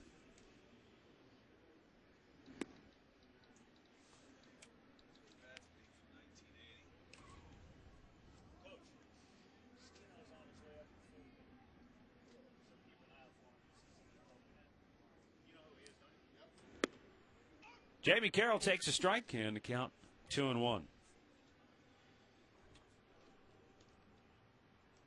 Again, wouldn't think Eric would pull Cabrera in the middle of this game to bring him back for the second, so I just wonder if something happened to him maybe. Well, we will find out if there is something wrong with him.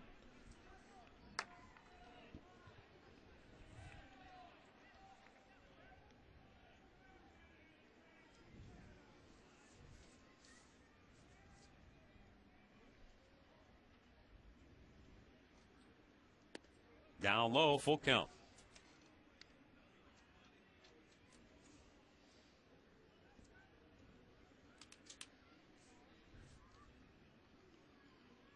Now the payoff pitch, and it's in the air right field. Coming in, Dwayne Wise. 1 away. Time now for our Northern Ohio Toyota Dealers game recap. Matt Laporta's RBI double in the second with Travis Hafner running on the pitch enabled him to score. Lou Marson drove him home with a sac fly to make it 2-0.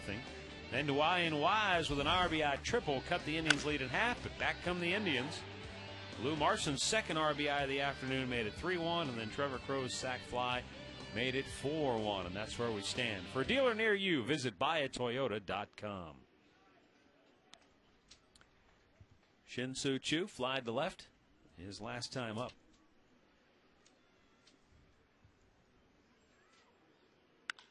This is hit high and deep to left. Back is Posednik. Brings it down. 2 away. Well, here's our Subway fresh face of the game. Bo Mills at Akron this year hit 267. After the All-Star break, hit 284.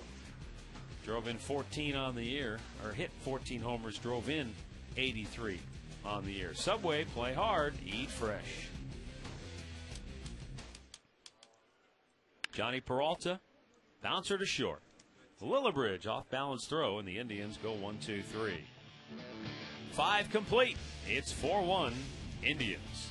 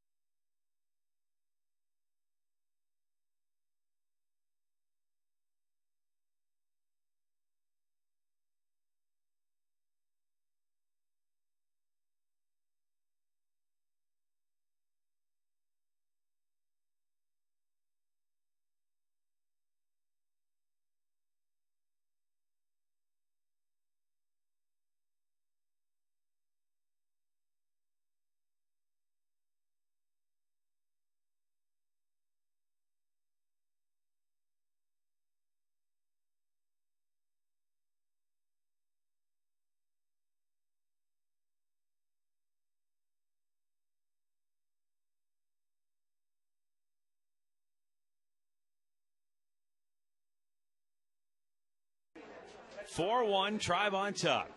6th inning. Josh Fields, Dwayne Wise, and Ramon Castro for Chicago against Fausto Carmona. Fausto's made 85 pitches so far today. This one's hammered to third, and a nice one-hop stab by Johnny Peralta. Quickly 1 away.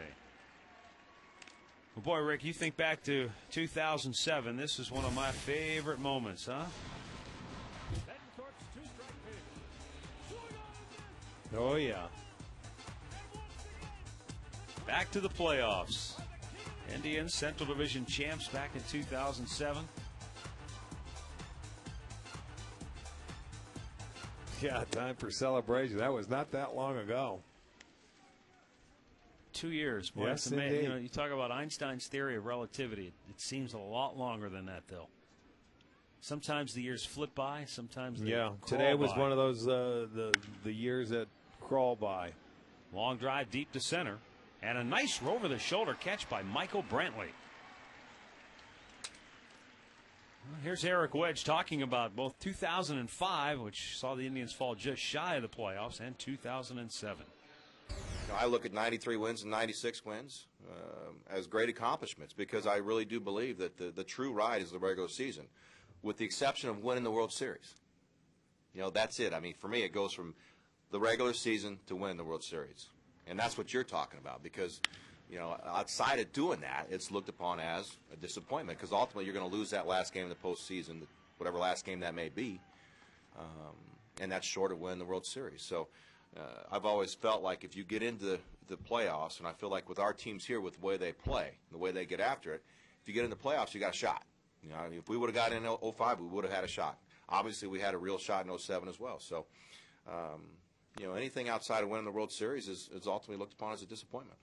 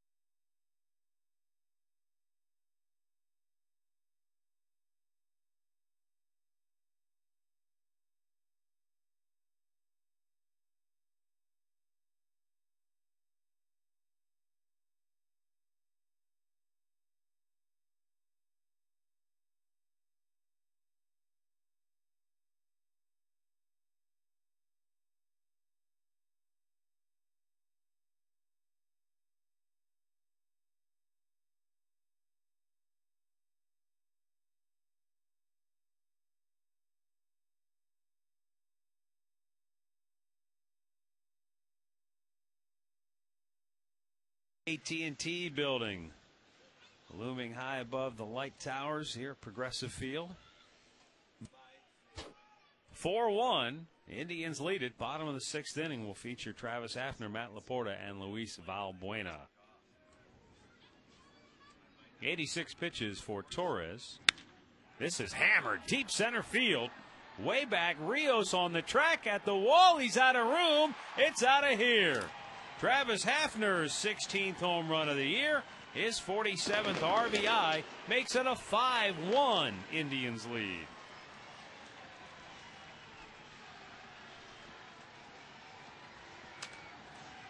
Fifth home run given up by Torres.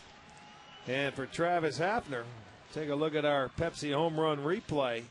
Hitting number 16 right here. Looked like a little spinner up there, and it gets right over that yellow line right into the bullpen where it almost hit a couple of pitchers. Matt Laporta. He doubled and scored his first time up, walked and scored his last time up. Looks at a first pitch strike. Hits even now at 5 apiece.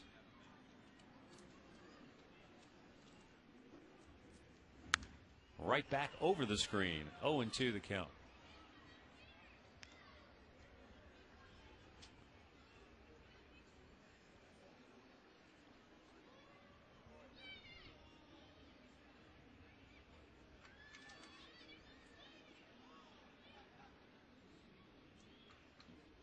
Two-strike delivery. Popped him up, and this should get out of play. Yes, indeed. Matt Laporta told me the other day, Rick, that he said, initially left field was a more comfortable position for him. But he said now that he's getting more time, more repetition at first base, he said, I'm starting to feel a little bit better over there where I don't have to think on every single play. Every ground ball, where do I go? How far do I go out? That's what spring training is going to be for, and so far from what we've seen here in this short period of time, he looks like he can hold his own over there at first base. He played it, all through college and early before he switched to the outfield. So the biggest thing is just to know your second baseman, to know how far to go before you get into no man's land, where you're out of position. Now, and then that you have to have an everyday second baseman to know that. That's why it's so important for everyday guys to be out there in the same position every day, not move around the field. And you got to be solid pretty much throughout your whole lineup. You have extra men for a reason, so they can give those guys, your everyday players, a day off. This versatile thing and moving people around, it doesn't work very well at the big league level. I'll be curious to see next year if Luis Valbuena is an everyday second baseman or if they look to a Jamie Carroll or a Jamie Carroll type player to have to spell him from time to time. Jamie Carroll's fine. But I don't know if he'll be back. That's the question. Well, that's something they have to look into. You have to have some veterans, for goodness sakes.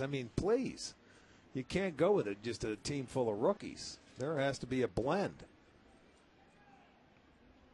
There are a lot of young players on this team, and that's why we've witnessed it through the month of September, the mistakes they've made. When you have to learn at this level at the big leagues, that's a tough way to go, pal. I would hope that they take a long, hard look at bringing a guy like Jamie Carroll back. And I know there are financial considerations for every move when you're trying to put a team together. You've got a payroll, you have a budget, you're trying to make it all work. But the thing about Jamie is he has that leadership presence. And, he's not a superstar player, but guys look at him and say, here's a guy who's been around. He knows what it takes. And they look to him and they listen when he has something to say. Yeah, you can never be a leader if you're not playing every day. You've got to be on that field and play every day. You certainly can have a presence when you're an extra man and you have played and you've spent some time at the major league level, at least to explain these kids while you're on the bench of the process of the game, what to look for, what to do, and how I'll go about your business. Different situation, different guy, but similar result to what you're talking about is Trot Nixon a few years ago. Oh. He wasn't playing every day, but he had that experience level, so guys listened to him when he had something to say. Well, this team, he brought a lot of fun to that team back in 2007, and he made them relax, and he challenged every player in that clubhouse to be accountable for his own actions. And I think that's what he managed the clubhouse. Yeah. Valbuena chops it foul.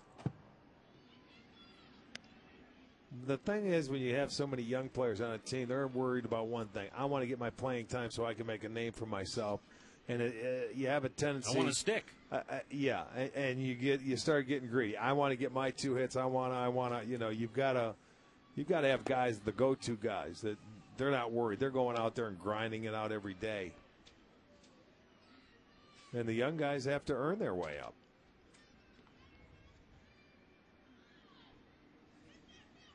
Two-two pitch. Low, full count.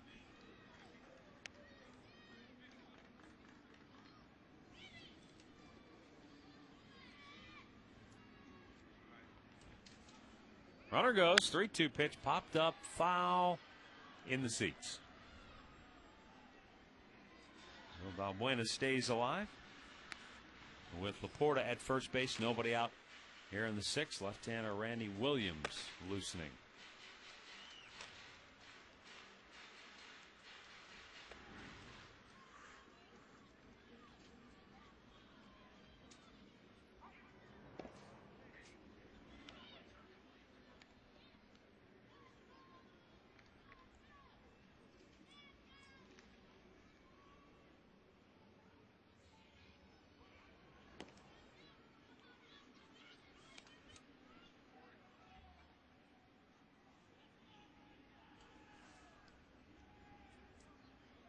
Again, the 3-2. Runner goes, and a line drive up the middle into center.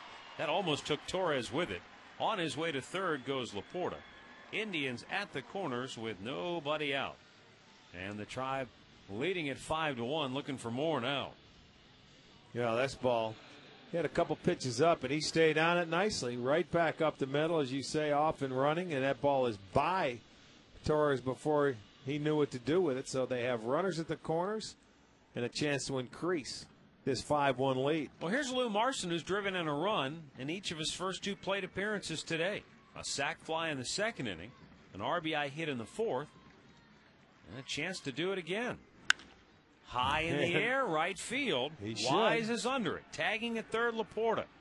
Here he comes. The throw to the plate, and he is out at the dish. What a nice throw. Nice throw. Good tag by Castro. And that's the first out here in the 6th inning. So Marson denied his 3rd RBI of the afternoon. Boy, that was a very nice throw. Wise stayed behind that ball nicely, and you know, the runner took off from first base hoping they'd cut the ball. There he goes, Valbuena. But they couldn't cut it. The ball was down, but it was a nice one-hop throw for a double play. 9-2. Laporta head down, but he's thrown out by plenty. So with 2 down and a runner at second, Trevor Crowe steps to the plate.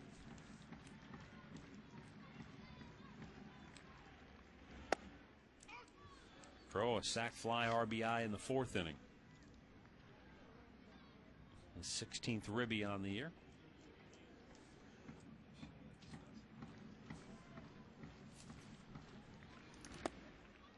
Sports Time Ohio, proud to be a sponsor of the Project Love program called Searching for Teen Leaders. This program allows you to nominate extraordinary teen leaders you know in grades 7 through 12. To learn more and to nominate a teen, visit projectlove.org.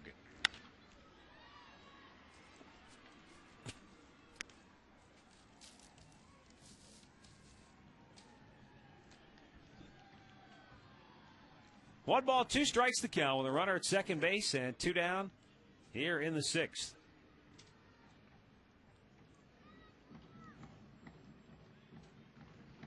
Torres, the set on the 1-2, and a little bit outside.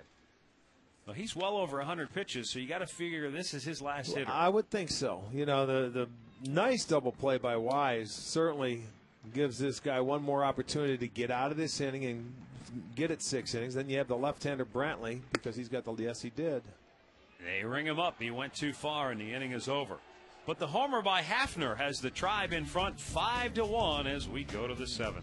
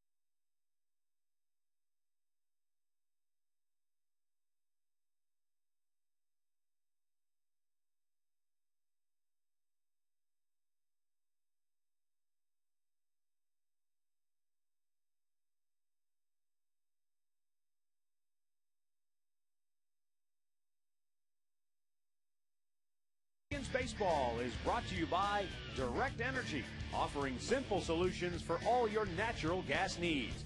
Visit directenergy.com/GoTribe for details. And by AM/PM, too much good stuff.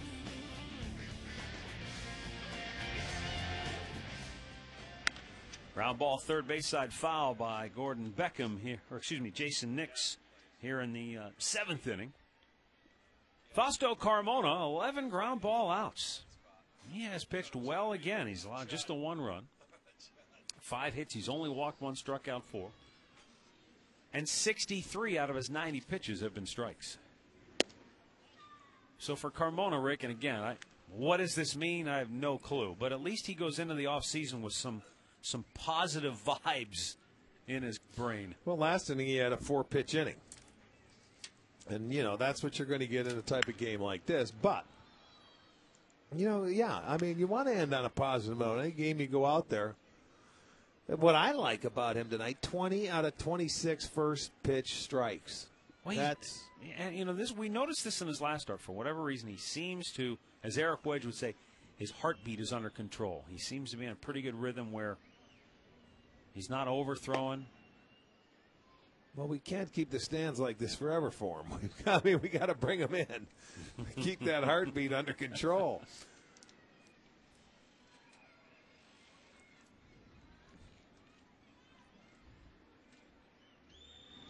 Swung on and missed. His 5th strikeout. And Carmona has retired 5 in a row. Let's go back to the STO studios once again for another Ford Sports Update with Al. Well, guys, in case you missed it late last night, the Colorado Rockies in the bottom of the 11th inning with Chris Iannetta launching a 2-run homer to win it in walk-off fashion. Colorado's magic number now to clinch the National League wild card is at 3 going into play tonight. Back to you. Thanks, Al. And the pitch to Brent Lillibridge downstairs. He's 0 for 2 here today. Boy, the Florida Marlins did a number on the Braves last night. 5-4. The Braves came back. It was a good game. That's tough to win every game, though. Yeah, when you have to. Yeah, it's the tough Indians to win. found that out in 2000. I mean, that's the one thing I remember about that team. They had such a great second half run, but they got into a position where they virtually had to win every game going down the stretch, and that's tough to ask of a team. You're going to stub your toe every once in a while.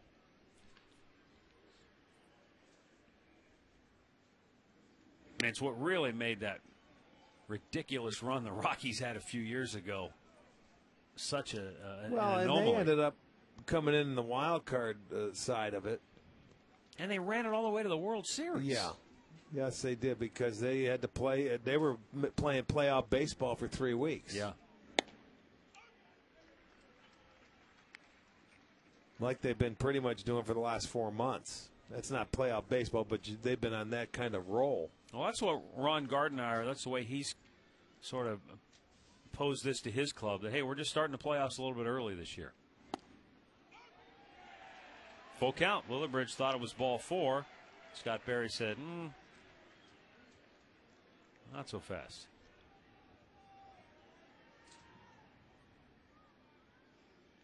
Well, it looked a little low. Yeah. It looked low. I don't know if he called it on the swing or on the pitch, but it looked low. 3-2. And that's a little high, I suppose. So he does issue the free pass. 1 on, 1 out for Scott Posednik. Another check of the Alltel Text Poll question of the year. Your National League Rookie of the Year. What do you think? Jay Happ in Philly, Tommy Hanson, Atlanta, Randy Wells, Colby Rasmus, Andrew McCutcheon, Dexter Fowler. Text your answer to 31962. Results coming up. Posednik is 1 for 3 and an infield hit in the first. Runner goes on the first pitch. Ball down low. Throw got him. Beautiful throw by the catcher, Lou Marson. I mean, right on the money.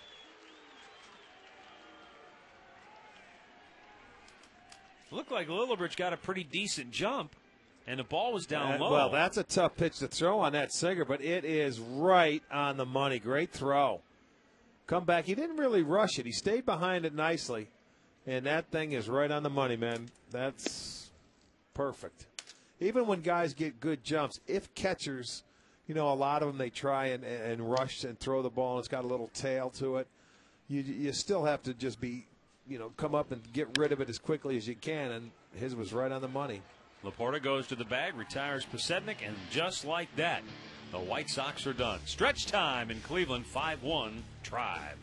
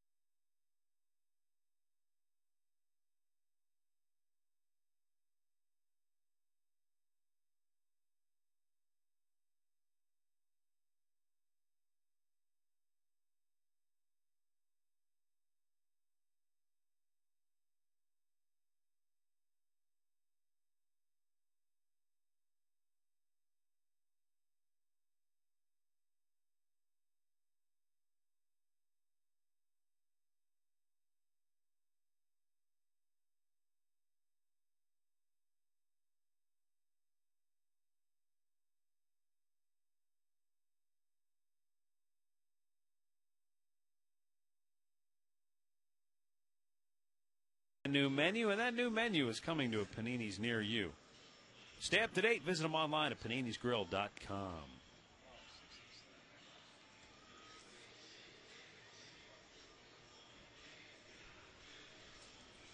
Well, that's going to do it for Fausto Carmona.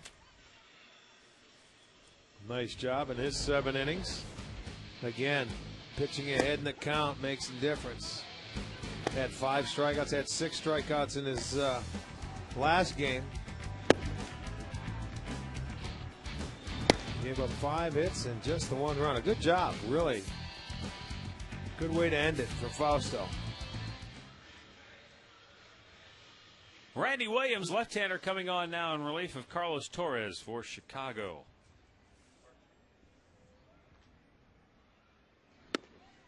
And the first pitch to Michael Brantley is ball 1. Brantley 0 for 3.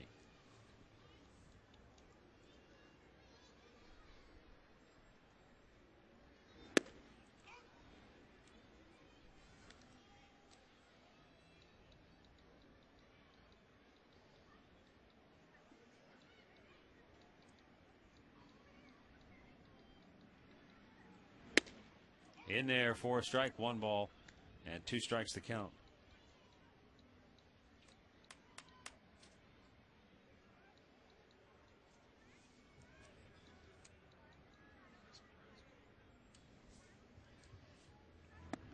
Struck him out looking, dropped it over the outside part of the plate. And with 1 down, a look at our All Care Dental Indentures Smiling Easy Cam here this afternoon. First game of a doubleheader. And a special hello to our All Care friends watching in Garfield Heights, Ohio. All Care Dental Indentures make seeing the dentist easy.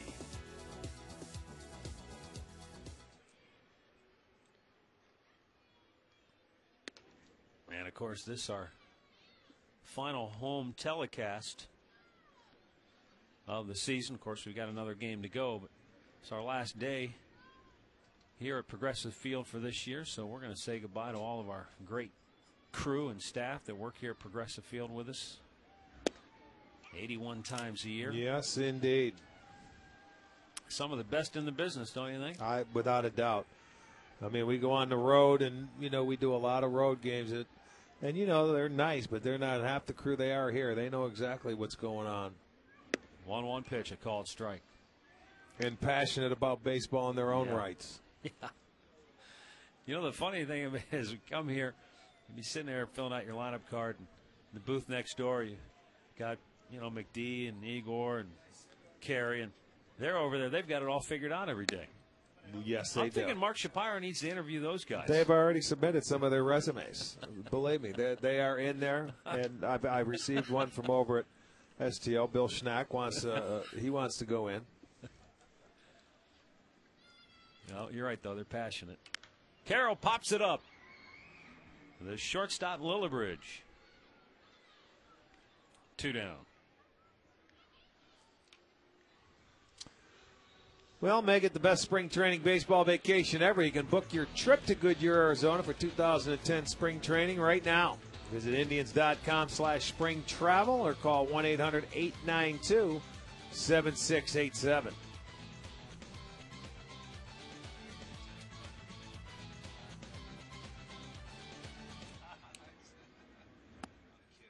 Shin-Soo Choo looks at a ball down low.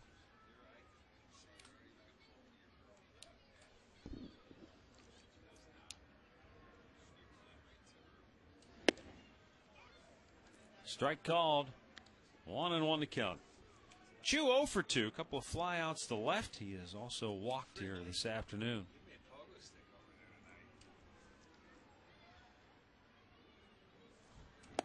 Swung on and missed. A ball and 2 strikes.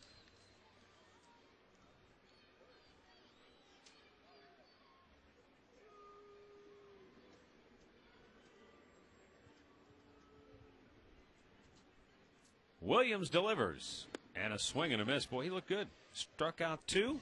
Indians go 1-2-3. We'll go to the 8th. 5-1 Tribe on top.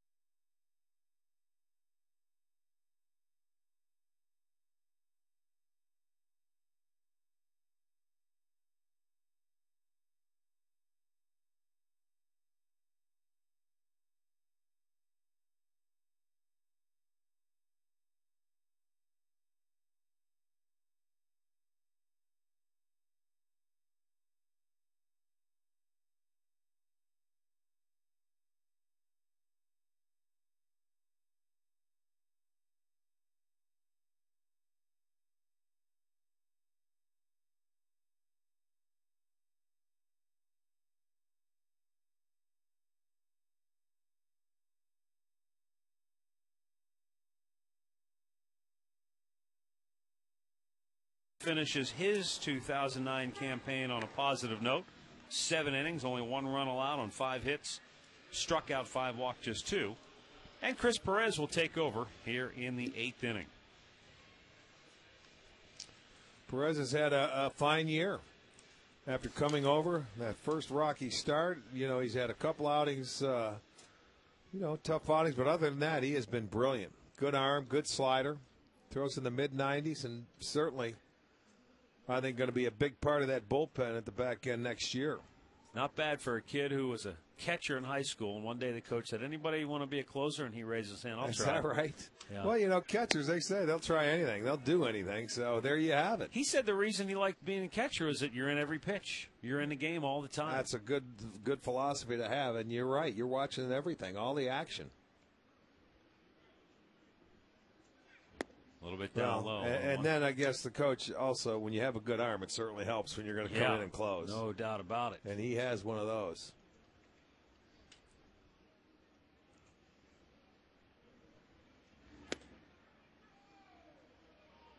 Pretty good looking off speed pitch, but it's called a ball. 2-1. Beckham singled in the first, walked in the third, struck out in the 5th. Fastball 4, strike 2-2. There may come a time when Chris Perez gets an opportunity to be a closer.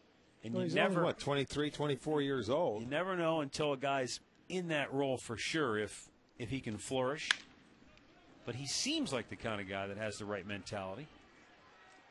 Beckham grounds the first, 1 down. Chris Perez, one of the new and young Cleveland Indians who's watched his manager fired here this afternoon. They're really great people. They communicate really well with the players. They made me feel really comfortable when I first got here. They tell you exactly what they expect from you, and they help you get there. And for the 3 months that I've known him, he's been nothing but great to me. And it's just a tough situation this year, and unfortunately, sometimes the manager has to be the scapegoat. And just 2 years ago, he was manager of the year. So, he'll get back. I'm pretty confident he'll find a job somewhere else. And it's just one of those things that a change needed to be made, and it's easier to get rid of the staff than it is the players, unfortunately. Well, and he's in a situation where he comes over midway into the year, and he's a new manager, so there's not much he can do. Yeah. It's not easy when you're traded from one organization to another in the middle part of the year. And then, he was up and down with St. Louis, now getting a chance in the back end of the bullpen here. That's a tough situation for a young kid. And not only that, Rick, but I would imagine, especially when you're a young relief pitcher, late inning guy like that, you got to prove yourself all over again to a new staff. Yes, now. you do. Mark Kotze bangs one right back through the middle. And once again, we'll go back to the STO studios for a Ford Sports Update. Matt and Rick, last night Boston had the opportunity to clinch the wild card, and Toronto beat them with this strikeout of Kevin Youkilis in the ninth. However, Texas ended up losing as well. That satisfied the magic number of 1, so Boston now has clinched the wild card in the American League. Back to you. All right, thanks, Al. Alex Rios 0 for 3. The good news about that, Al, is we won't have to watch them celebrate for a 3rd year in a row. That gets a little old. Rios takes a strike.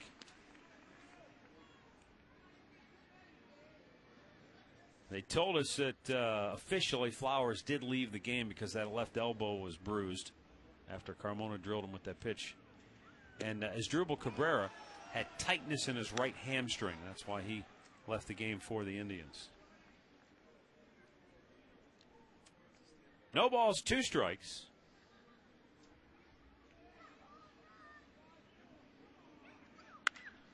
Bang to third. Peralta goes to second for 1. A relay in plenty of time. An inning-ending double play. We'll go to the bottom of the 8th. And it's still 5-1 Cleveland.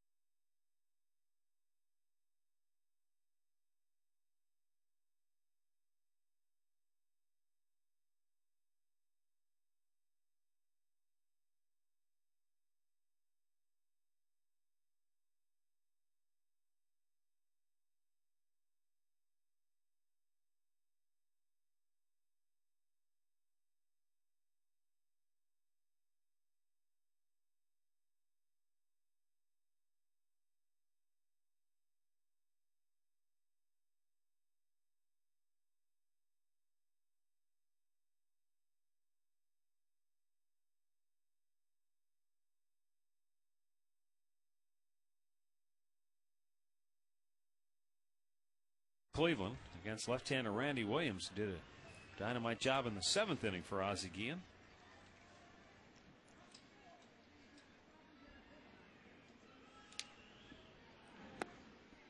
Down low for ball 1. Johnny 0 for 3. Flied out, struck out, grounded out. Another game coming up as soon as this one wraps up. We'll take about a 20-minute break, and then game 2 of the doubleheader. We'll have it for you right here. Justin Masterson against Mark Burley. Off the end of the bat, center field, Rios. 1 away. Here are the results of today's Alltel Text Bowl question of the game. How about that, Rick? 32%. Go to the National League with Andrew McCutcheon of the Pirates. And okay. I thought they'd jump on Jay Happ of Philadelphia, but I did too. Hanson down in Atlanta's had a pretty good year. There's also a guy down in Florida. Oh, that's right. He's not on that list. Ooh, I detect a little dissension between you and our producer extraordinaire. No, that's not true. James don't P. start. McMurphy. No, don't you start any fights here. Oh, did it get him? Sounded just like it. missed, apparently.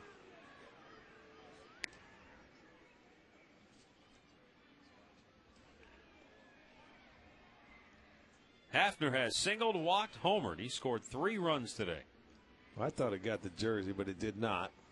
Tipped off the catcher's glove. Yeah.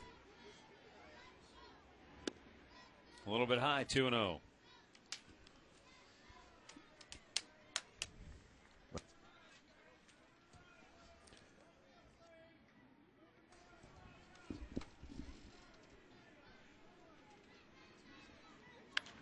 Travis swings and fouls it out of play. Well, Friday afternoon on Sports Time Ohio, join Mike Cairns for the National Institute of Technology Ohio High School Kickoff Show. Mike previews the weekend of high school football games, gets you up to date on the rankings. And then we got the big matchup, Mayfield at Solon, Friday night at 11, right here on Sports Time Ohio. Bouncing ball right side. Nice diving stop by Nix, and he throws him what out. A play that was. He made an all-out diving stop, did Nix.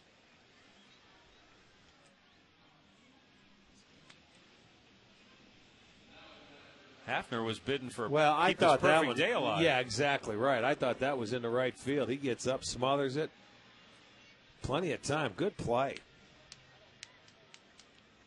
Matt Laporta, he's been on base all 3 times. He's walked twice, doubled, scored a couple of runs, drove in 1. Well, between he and Hafner, they scored all 5 runs. Yeah. When you think about it, it's been the 5-6. Well, here's what's also spots ironic about that situation. How many times do we talk about, well, how important is the leadoff guy in your order? He's really only leading off the first time through the game. Travis Hafner's led off 3 of the times he's been at bat, and those are the 3 times he scored. So why not just bat him leadoff? There you go. Now we found next year's leadoff hitter. Drop Grady down to third, and Pronk can lead off. With that speed, blinding. No balls, 2 strikes on Matt Laporta.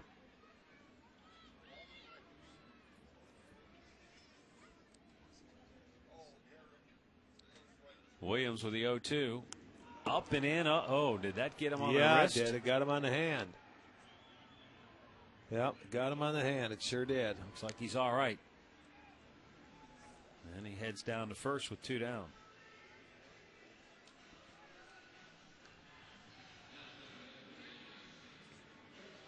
Ran it in there. He really couldn't move it. He didn't move his hands at all, so they just stayed there. Got him on top of that hand. You're probably better to get the hit there than on the side of the hand or where the wrist. You see a lot of guys, they end up getting those fractures in the wrist or on the side of the hand. So many tiny bones in the hand area. It doesn't matter where you get hit. Remember, he got hit. Oh, foul ball, I guess. Okay. He's saying it hit the bat. And then you see what happens sometimes when the ball either hits you or it hits that bat, it deflects and it gets the catcher. See, he barely even moved it, and that ball just deflected. It went down and bit the catcher, Castro. Got him right in the gut. Well, luckily, he's got that protector. Yes, indeed. There's no way of getting around it. It deflects. Back to Williams. Easy play to end the 8th, and we'll go to the 9th. 5-1 Cleveland.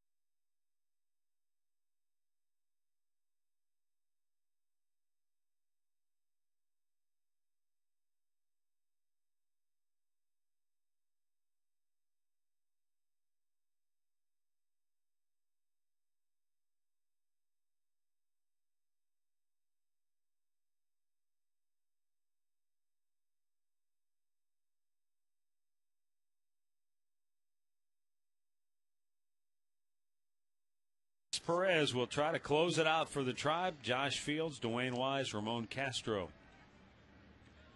coming up for Chicago.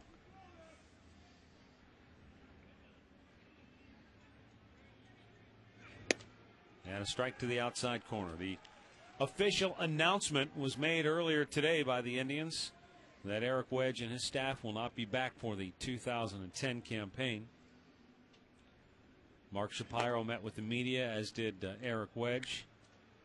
And Eric felt it was important to get the announcement out of the way. And he said more than anything so the players could go back to just worrying about playing. And yeah, they only have 6 games to go, but this guy has always been about his players and whatever's best for them, putting them first and foremost all the time. And you know what? They've gone out and played a really solid game here today. They've done the little things. They've played well defensively. Fausto Carmona and now Chris Perez have pitched well.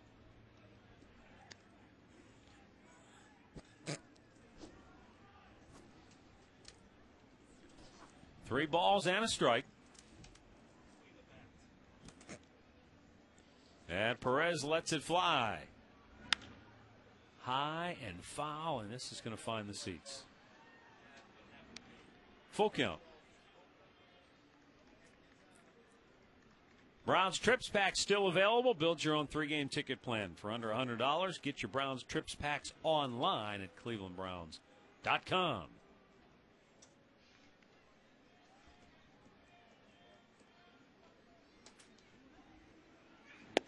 Strike 3 called. Nailed the outside corner. 1 down in the 9th.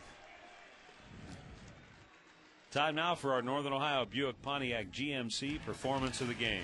Well, Fausto Carmona, second straight performance where he's been very, very good in his 7 innings. 5 hits, 1 earned run, couple of walks, 12 ground ball outs. You have to like that. He's had 11 strikeouts in his last 2 games, and very important, a lot of first pitch strikes. So at least from a visualization standpoint, Fausto Carmona goes into the offseason with a couple of good outings to think about. And, you know, you build off what you do, and, you know, you continue to do it. Now, what he does this winter, who knows? Right back to the screen. 1-1 to count.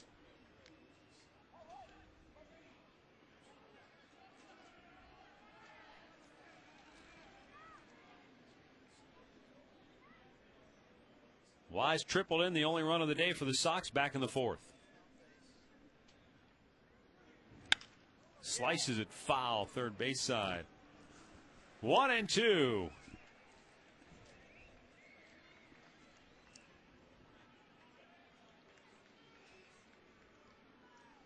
It's even at 6 apiece, but the Indians have made the most of theirs. Homer by Travis Hafner, an RBI double by Matt Laporta. And again, they've executed too. On the infield high pop, here's Laporta into foul territory. 2 down. And the last hope for Chicago is Ramon Castro. He's 0 for 1. He came on for Tyler Flowers, who was hit by a pitch in the 4th inning and had to leave with a bruised elbow. Castro lined out the left, his only at bat. Chris Perez tried to set him down 1-2-3 in the 9th.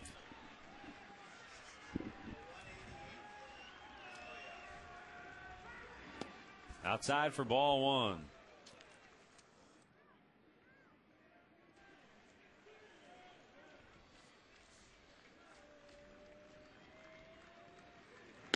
Swung on and missed. Got him up high with the heat. After the Conrad's postgame show, we'll take a short break. We'll be back with Game 2 of the doubleheader. Justin Masterson against Mark Burley. Like 20 minutes or 25 minutes in between games? 20, 25, whatever it takes. Well, yeah, usually you wait for your pitchers, but Burley's pitching the next game. He may go right from the clubhouse to the mound. He may be out there in 5 minutes going, come on, let's go, I'm ready. I know it. The 1-2, outside.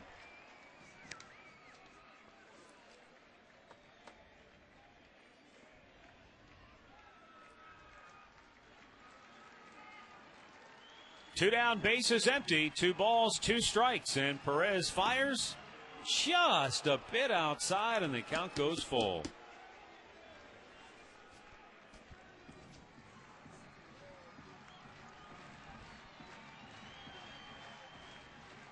So now the payoff pitch. And a ground ball towards third. Peralta gets up, flips it over, and the game is over. Chris Perez with a 1-2-3 9th inning. Finishes what Fausto Carmona started. Carmona gets his 5th win of the year with 7 innings, allowing just 1 run. And the Indians get their 65th victory of the year. White Sox drop to 76.